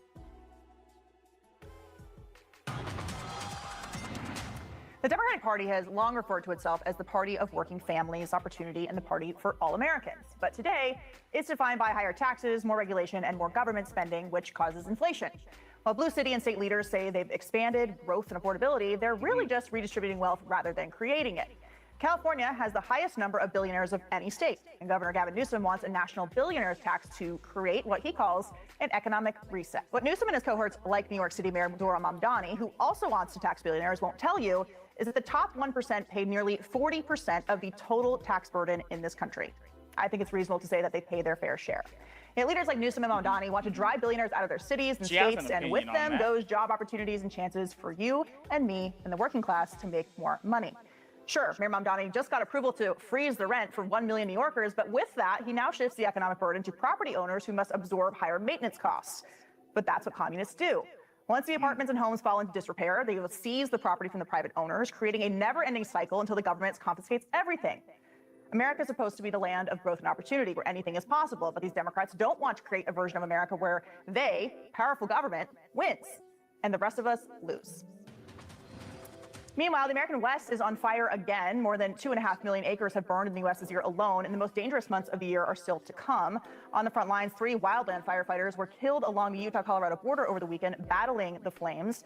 It's the same cycle of devastation we see year after year, and our next guest says it doesn't have to be this way, and that Congress can be doing something right now to finally stop it. Manhattan Institute Senior Fellow Sean Regan joins us now. Thank you so much for being here, Sean. Great to see you. So this is an issue that grinds my gears. I'm from Arizona. I grew up in the ponderosa pine trees. Fire season came and went every single year. This is a preventable situation. Tell us how. Well, thanks for having me, Katie. Yes, fire season has arrived here in the American West, and it's getting ugly. So we have large fires burning in states like Utah, Colorado. Large fires have burned in California already. And this is the result of not just the weather. I think people need to understand that this is the result of really decades of mismanagement of our forests and our landscapes. That we have, overgrown forests, dense vegetation, unnaturally so. And so that is what's fueling these large, catastrophic fires that are really unlike anything we've seen in modern history, burning much hotter, much larger, and much more destructive, not just for communities, but also for the ecosystems of the American West. So when you say that this is unnatural buildup, what do you mean by that? So a lot of these landscapes are fire adapted. They are adapted to low intensity fires that burned regularly throughout history. We have excluded fire from the landscape for over a century, and we have taken a hands-off approach to managing our forests. And as a result, we now have far denser forests than we've ever had. Much more vegetation that's built up, and they become tinderboxes. And so what you see is, this lightning strike or some spark, and that results in a giant fire that is devastating these communities in the West and causing really public health impacts in terms of the amount of smoke that's being emitted to these communities. And so it's really time for us to get a handle on managing our forests to prevent these catastrophic fires. So you had this great piece in the Washington Post titled "Wildfire Season is Getting Ugly and Weather is Only Part of the Story." And you talk about how there is bipartisan legislation already available to make it so we have better forest management. This is something the Trump administration has tried to do. Why is it that this is not getting done? And why is it that forest management is controversial? Yeah, here's the thing, Katie. Okay, the American West is burning.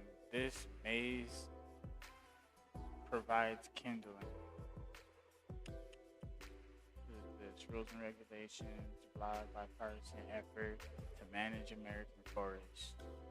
Interesting. We know what works. We know that forest management works. And here we're talking about mechanical thinning. We're talking about shout out to the brush Washington clearance, Post. We're talking about prescribed burning.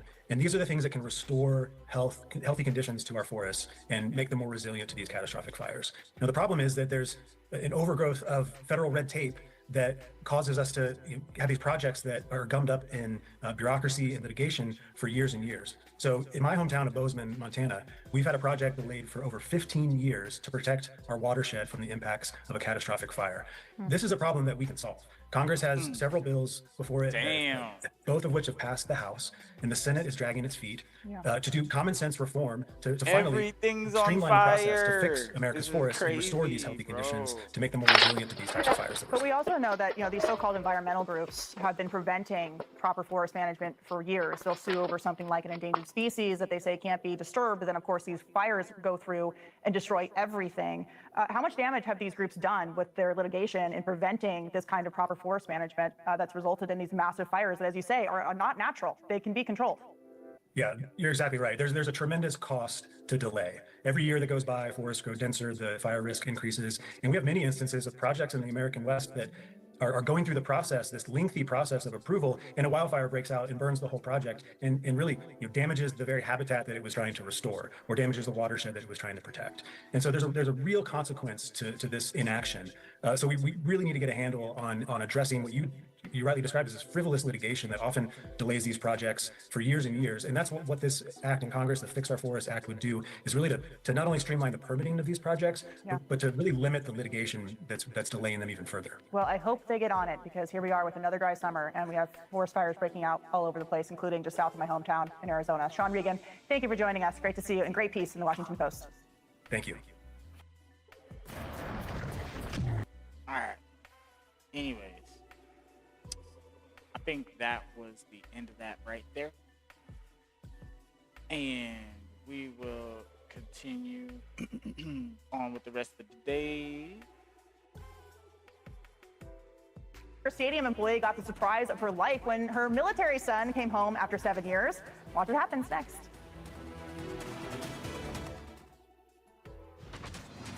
We have a very special programming alert for tomorrow night. Brian Enton will join us live from a Cracker Barrel as part of his Spirit of America road trip series, which celebrates the people, places, and values that make our country extraordinary. It's all leading up to America's 250th birthday this weekend, so make sure you tune in for all of that.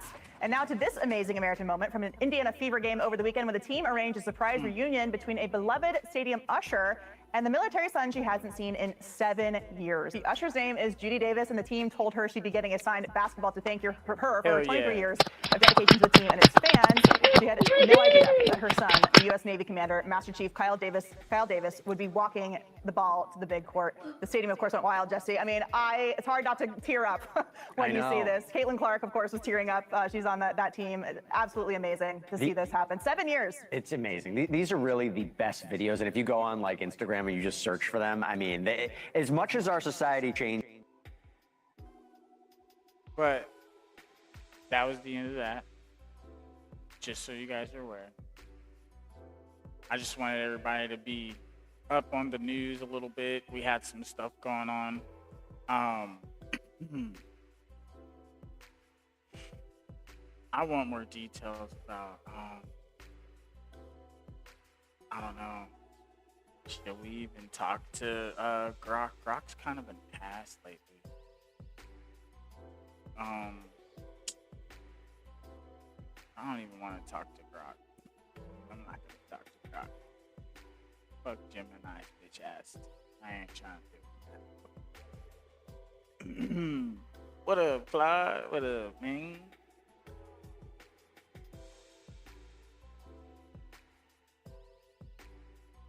Yoda Emperor, what's good? New energy, fresh episode. We've been deep in it. Framework, global situation, all of it. What's on your mind right now? You know, this is a good day to get some knowledge about what's happening with Iran because I was checking out Goldie's channel today. She was giving us some updates about Iran, but I realized that there's different translations and she can translate it very well. She's very good at it.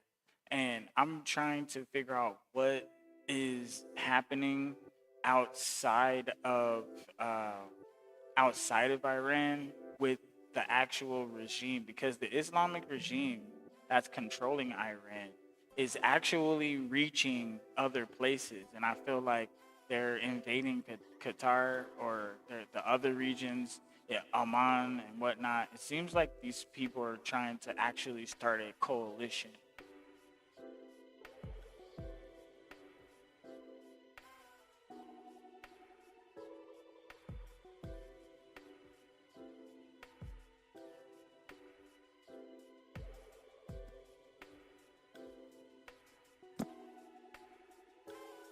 And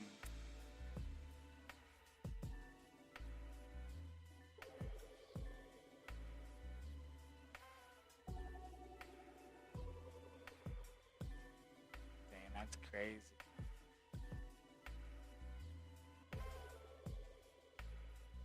Hold on. That shit tripped out. Hold on.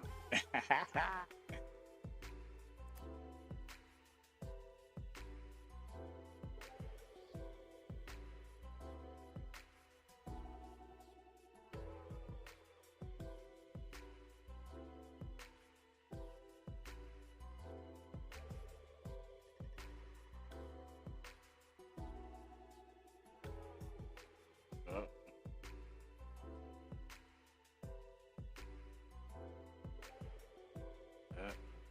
Hold on. Did I just break? Did I just break him?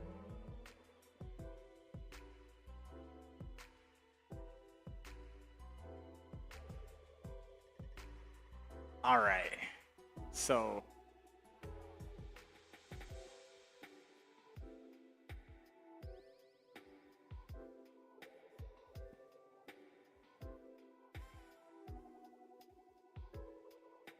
okay.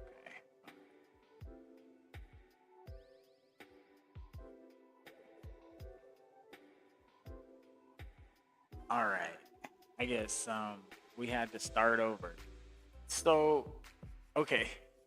What's happening in Iran right now, but I want to know more specifically what's happening outside of Iran with the dealings of the Islamic regime that's controlling Iran, because I feel like their reach is getting a little bit further.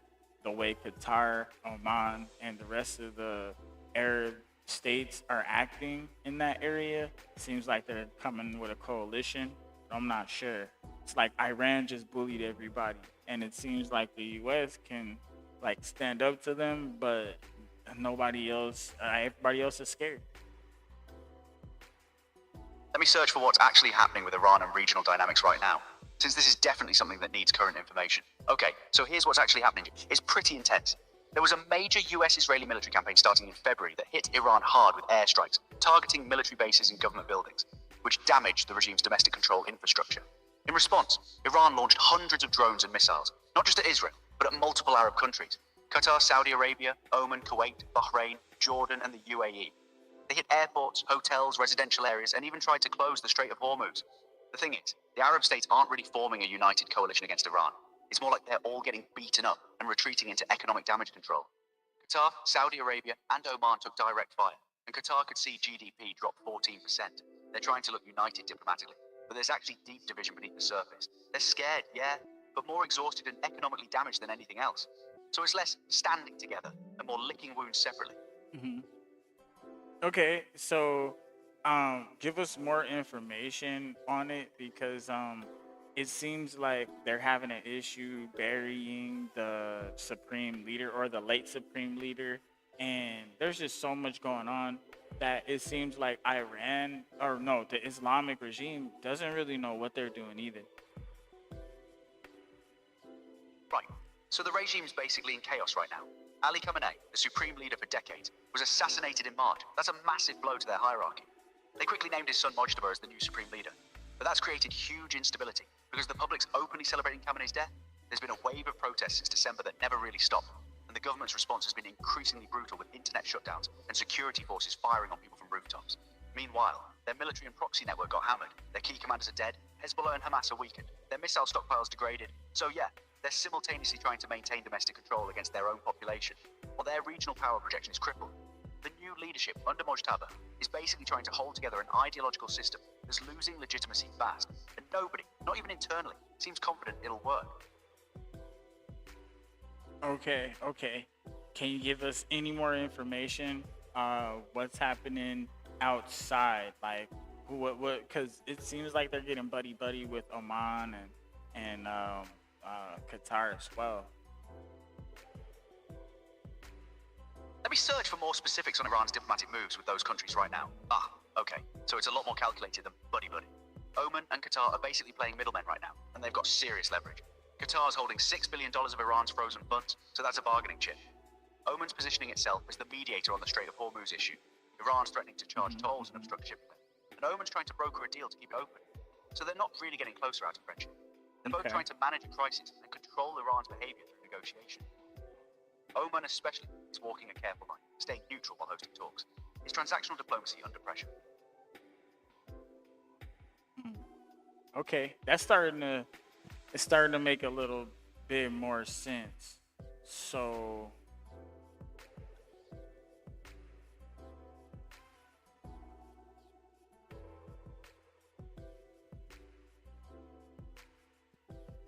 do you think Oman knows what they're doing, or do you think Qatar is actually pulling the strings?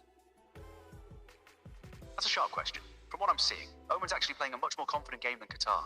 Oman's foreign minister has been publicly critical of the US-Israeli military campaign, saying it was just about reordering the Middle East for Israel. They're not hiding their skepticism. They chose to host negotiations themselves, rather than let other mediators control the process. That takes work.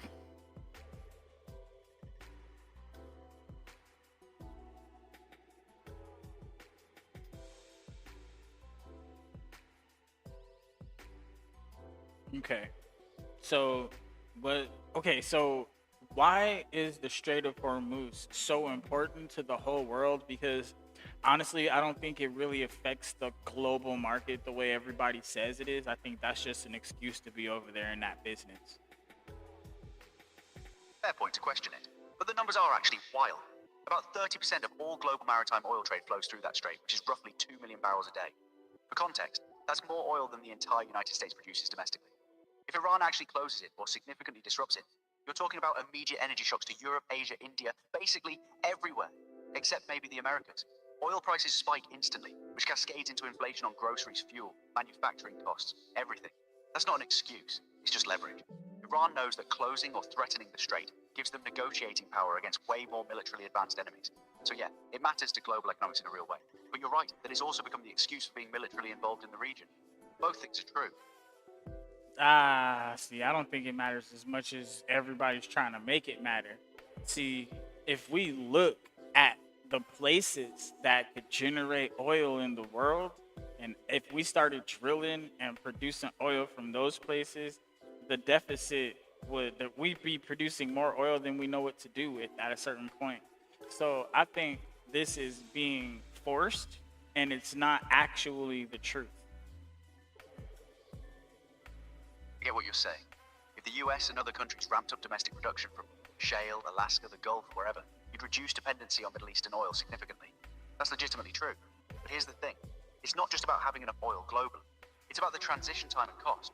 Building new infrastructure takes years and massive capital. Meanwhile,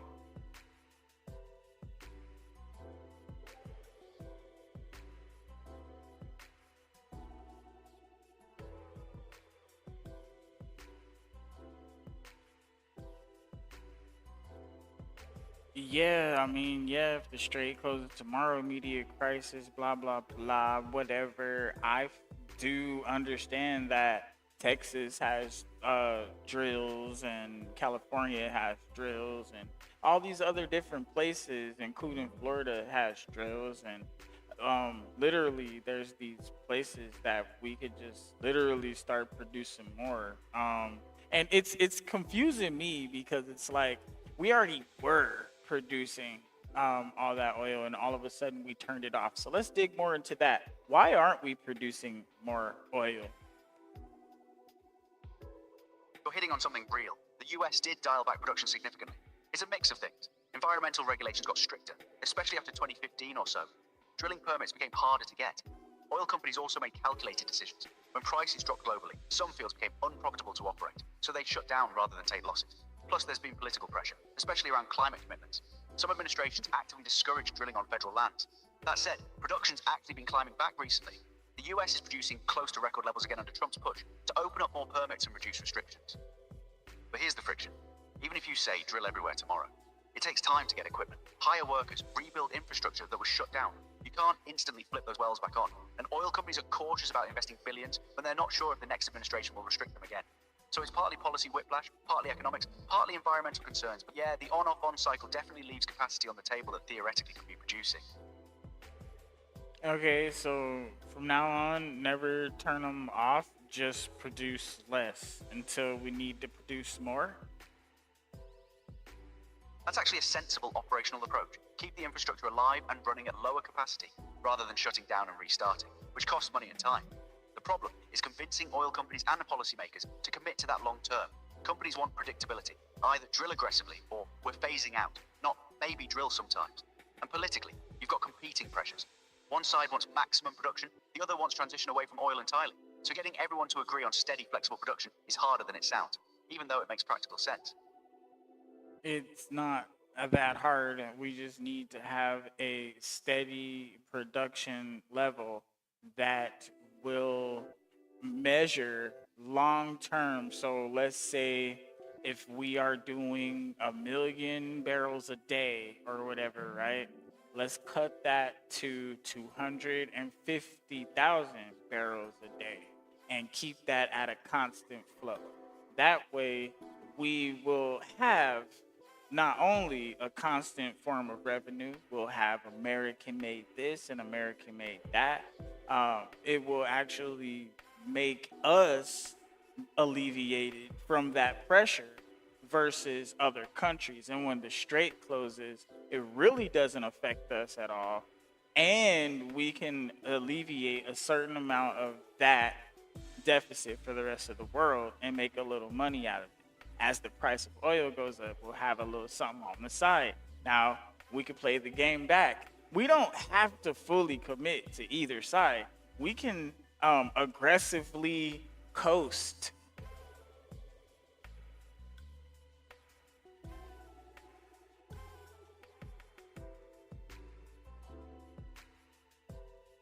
You're laying out a pretty solid strategy, I see middle ground. Basically, energy independence with a profit margin. Keep baseload production steady at a manageable level, stay profitable, don't get caught flat-footed if global supply tightens, and you're not beholden to Middle Eastern politics anymore. That actually gives the US more leverage diplomatically too, because you're not desperate for their oil. And yet, when prices spike from crises like Hormuz closing, you benefit from that buffer production you've got sitting. The hard part, politically, isn't the logic. It's the oil industry wants to maximize short-term profit, and environmental groups want zero production. You're proposing the boring, smart middle path that both sides resist.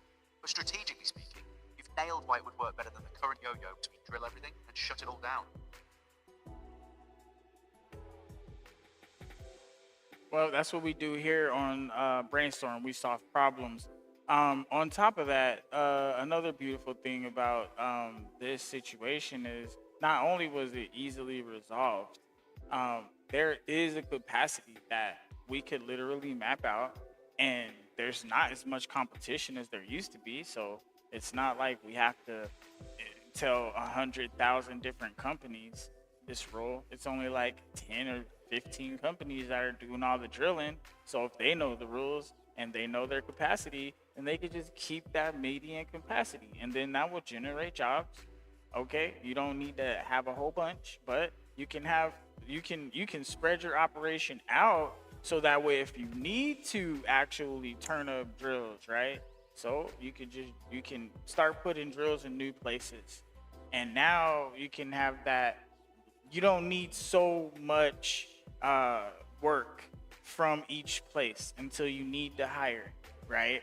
And then you can start implementing things like AI, robots, whatever, blah, blah, blah, the workers can work with. But you can spread your workers out instead of firing them. Just open up a new location that's going to be putting out that minimum. Now you're talking about actual workforce e-planning. And honestly, that's where the logic gets even stronger. You've got maybe 10 to 15 major operators, so coordination's feasible.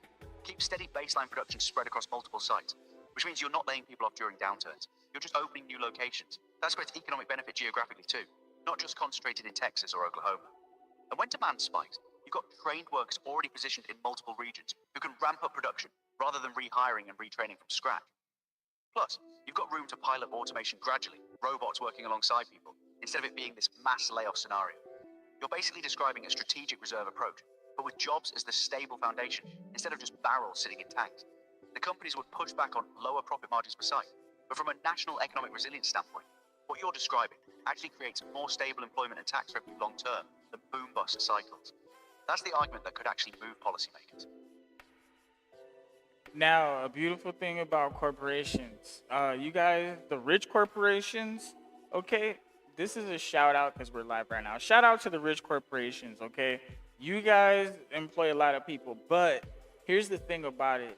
You, my friend, can afford it. And when I say you can afford it, it's not your profit you need to worry about anymore. It's the actual reinvestment that you need to worry about. And if your workers are reinvesting in your company because the employees are happy and they're getting stock and they're reinvesting back into the company the money that they're making, right? It's actually going to give you guys the return investment. And we'll have Claude talk about it a little bit more and give you guys some more on that. But I'm going to continue for a second. But here's the beautiful part about it, corporations. You guys can start investing in your employees. And the way to do that is by actually opening up this era of less profit margins that you guys are going to keep. The more profit you make, the less you keep. Put yourselves at a tab of maybe 10% profit that the whole or 1% profit of everything you make can go to the board at the top and the owner. And you guys can split that and let the rest of that money circulate back into your employees. They can get higher wages. You can keep buildings repaired, have the infrastructure that you need for the employees to be safe and productive and innovative. And now you become that powerhouse of the industry. You're describing a model where company growth comes from employee investment and infrastructure quality rather than extraction. Basically, profit reinvested becomes competitive advantage.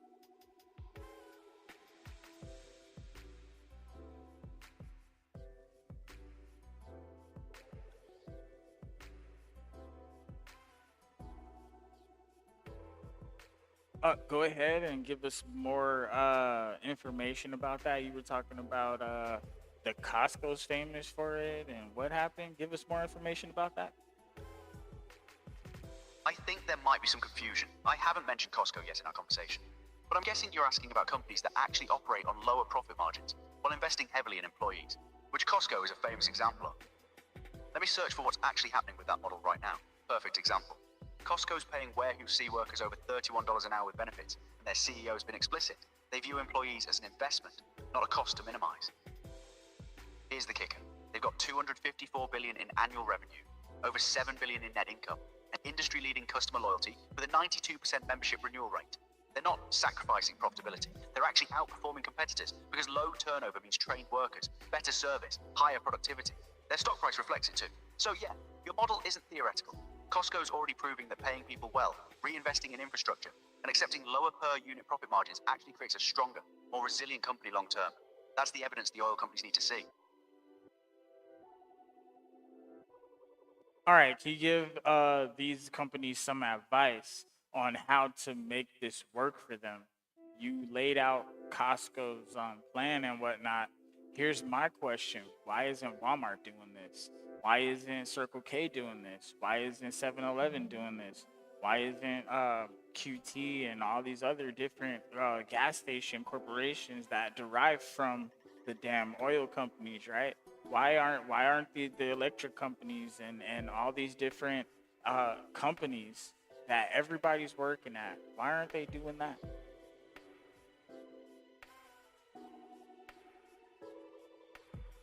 Doesn't make any sense. Good question. And honestly, it comes down to investor expectations and short-term thinking. Walmart's model is built on volume and low prices, which means squeezing every cost, including labor. Their shareholders expect predictable quarterly gains, not long-term investment plays. Circle K, 7-Eleven QT, same thing. Their franchisees all operate on thin margins where the business model literally depends on keeping labor costs down to stay competitive.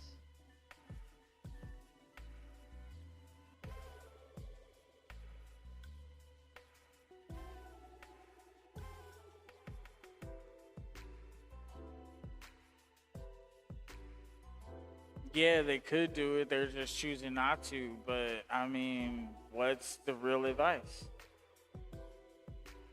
The real advice: stop optimizing for quarterly earnings and start optimizing for decade-long survival. Tell your investors, we're going to lower profit margins, pay workers 30% more, and invest that savings back into the company. In 5 years, your stock will be worth more because we'll have trained workers, lower turnover, better customer service, and a brand people actually want to work for. Costco's proof it works, but you have to commit fully. No half measures. Pay competitively, build culture, promote internally, keep people long enough they actually care about the job. That costs up front. The payoff is you stop bleeding money on training replacements every 6 months, your operations run smoother, and you attract better people naturally. That's it. Simple. Hard to execute because it requires patience, but simple. Patience. And you know what old companies had back in the day? They had patience and long-term thinking. But now these new millionaires and billionaires can't trust their children to carry on the legacy. I think we're starting to find out that the people are becoming more selfish and disconnected. You're touching on something real. There's the shift from family business thinking to financial engineering thinking. Old companies like Ford or Standard Oil were built by people who thought generationally. Now you've got private equity firms buying companies, stripping assets, extracting maximum profit in 5 years, then selling off the pieces. Nobody's building for their grandkids anymore because the incentive structure changed. Wall Street rewards quarterly gains, not legacy. And yeah, there's a selfishness component, but it's also systemic. CEOs are compensated based on stock price, not long-term health. Venture capitalists need returns in 7 to 10 years. The whole financial system punishes patience now. So even good people get trapped in a machine that forces short-term thinking. That said, you're right that it's disconnected. The richest people used to own their companies and lived in the same communities their workers did. Now they're distant shareholders or founders who cash out and move on. That breaks the feedback loop, where you actually feel the consequences of bad decisions. I mean, they could do something as simple as just accepting cryptocurrency of certain types, and they would stay at the forefront of everything just because they will pull in money via crypto. That's an interesting pivot. You're saying if major corporations started accepting crypto payments, they'd capture a whole new revenue stream and stay relevant to younger demographics who are already in that ecosystem. You're right that it'd differentiate them and bring in a different customer base. Plus, crypto transactions move faster than traditional banking in some cases. But here's the friction. Crypto's still volatile, and regulatory uncertainty is real.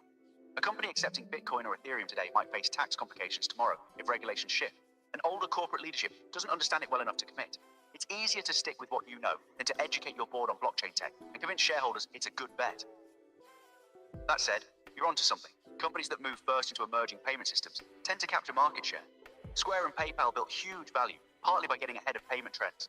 So yeah, if traditional retail corporations got serious about crypto integration, they'd pull forward-thinking customers and tap liquidity that's currently outside their system. They're just too risk-averse and disconnected to do it.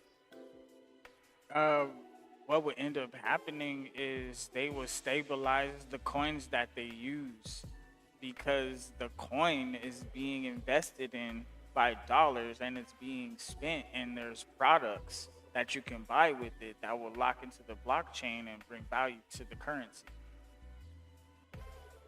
Now you're talking about a virtuous cycle. The currency gets used for real transactions in the physical world, which creates actual utility and demand. Right now, most crypto is speculative. Prices swing wildly. But if Walmart or a major oil company said, we accept Bitcoin for gas and groceries, suddenly that coin has used value, backed by trillions in annual transactions.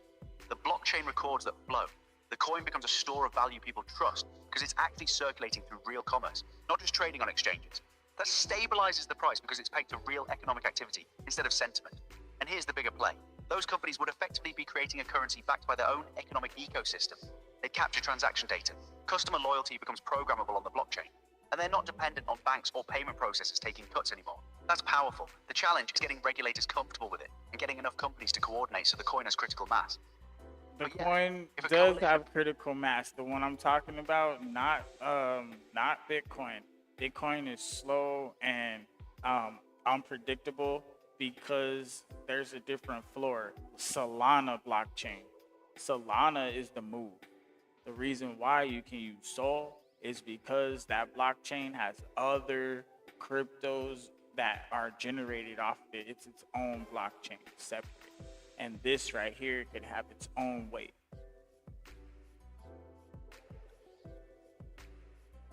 Indubitably.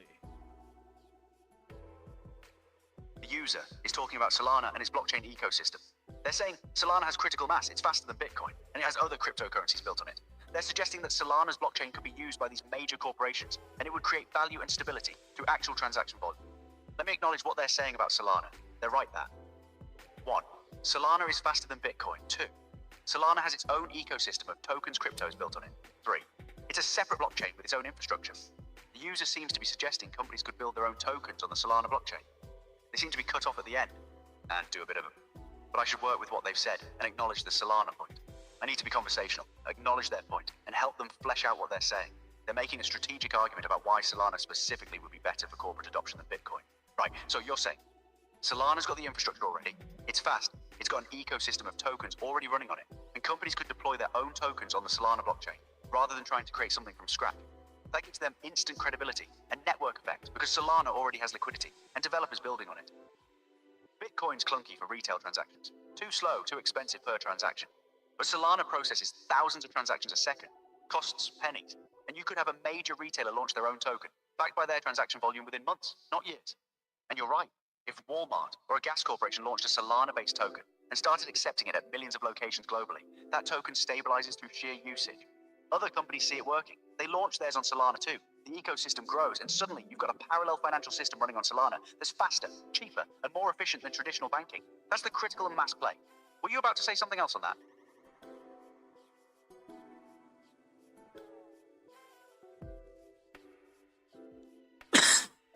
All right, so let me ask you this question.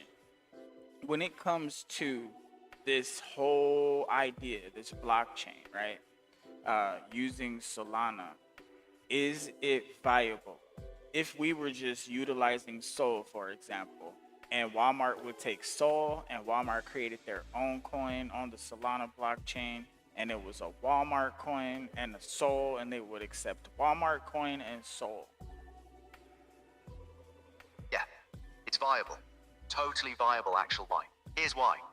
Walmart coin backed by Walmart's transaction volume becomes a stable coin in practice because people know they can spend it at millions of Walmart locations worldwide.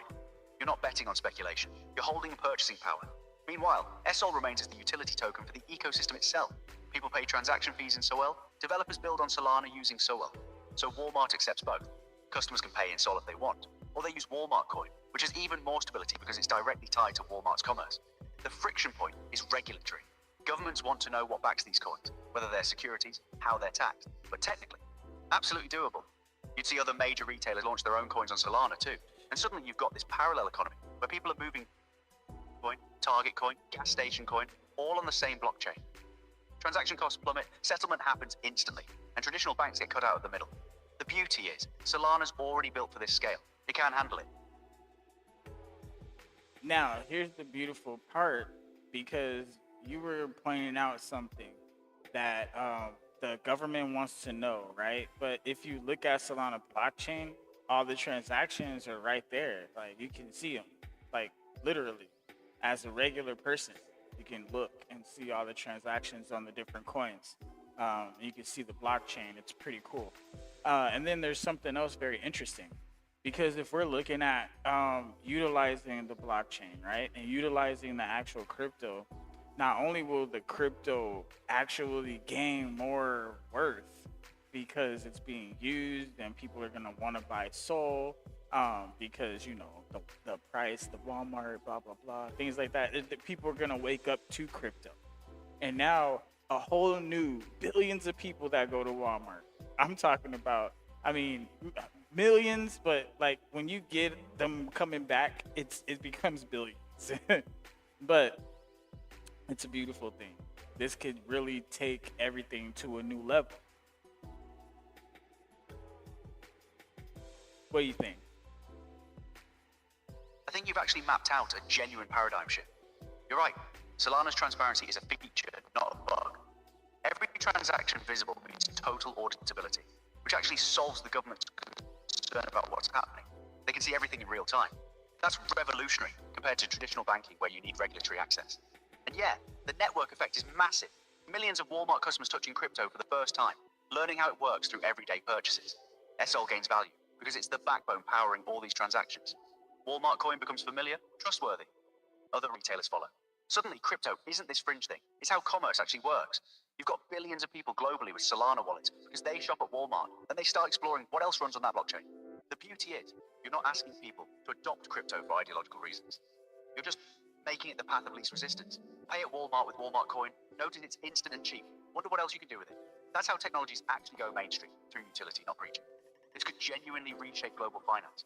Whether it will depends on whether corporations are bold enough to move first, and a government stay pragmatic about regulation. But yeah, viable, powerful, and world-changing if executed right.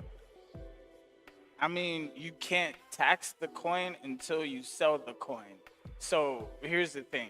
If you are sending Walmart the coin, it's being sent. There shouldn't be any tax on being sent, right? Now, as soon as Walmart wants to take that coin and turn it into dollars, then you can tax it. I think that would be fair. Because if Walmart wants to take their own coin and use it to do things within their own company, they can recertify their coin and strengthen their coin. Also, they can strengthen their stock.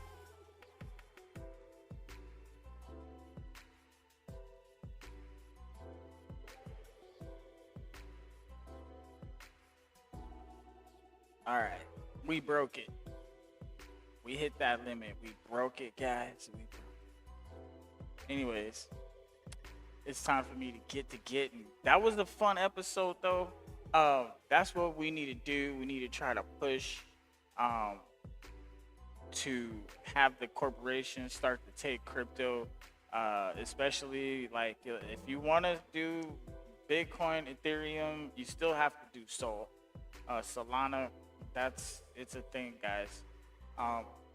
Go ahead and let it do its thing. I think we should support it. I think we should utilize it. I think we should actually accept it from each other. I think we need to make the dollar and the rest of these dollars out there understand that we as people can make money between ourselves in a cool way. And then, you know, exchange rates and all that stuff like that. I guess you could, you know, go to a different country, sell some of your crypto, get some of their money. You know what I mean? It's a thing. But, you know, we will go ahead and touch back into some other stuff later, guys. Shit, I am ready. I'm ready. It's time for me to shut the fuck up. Get ready.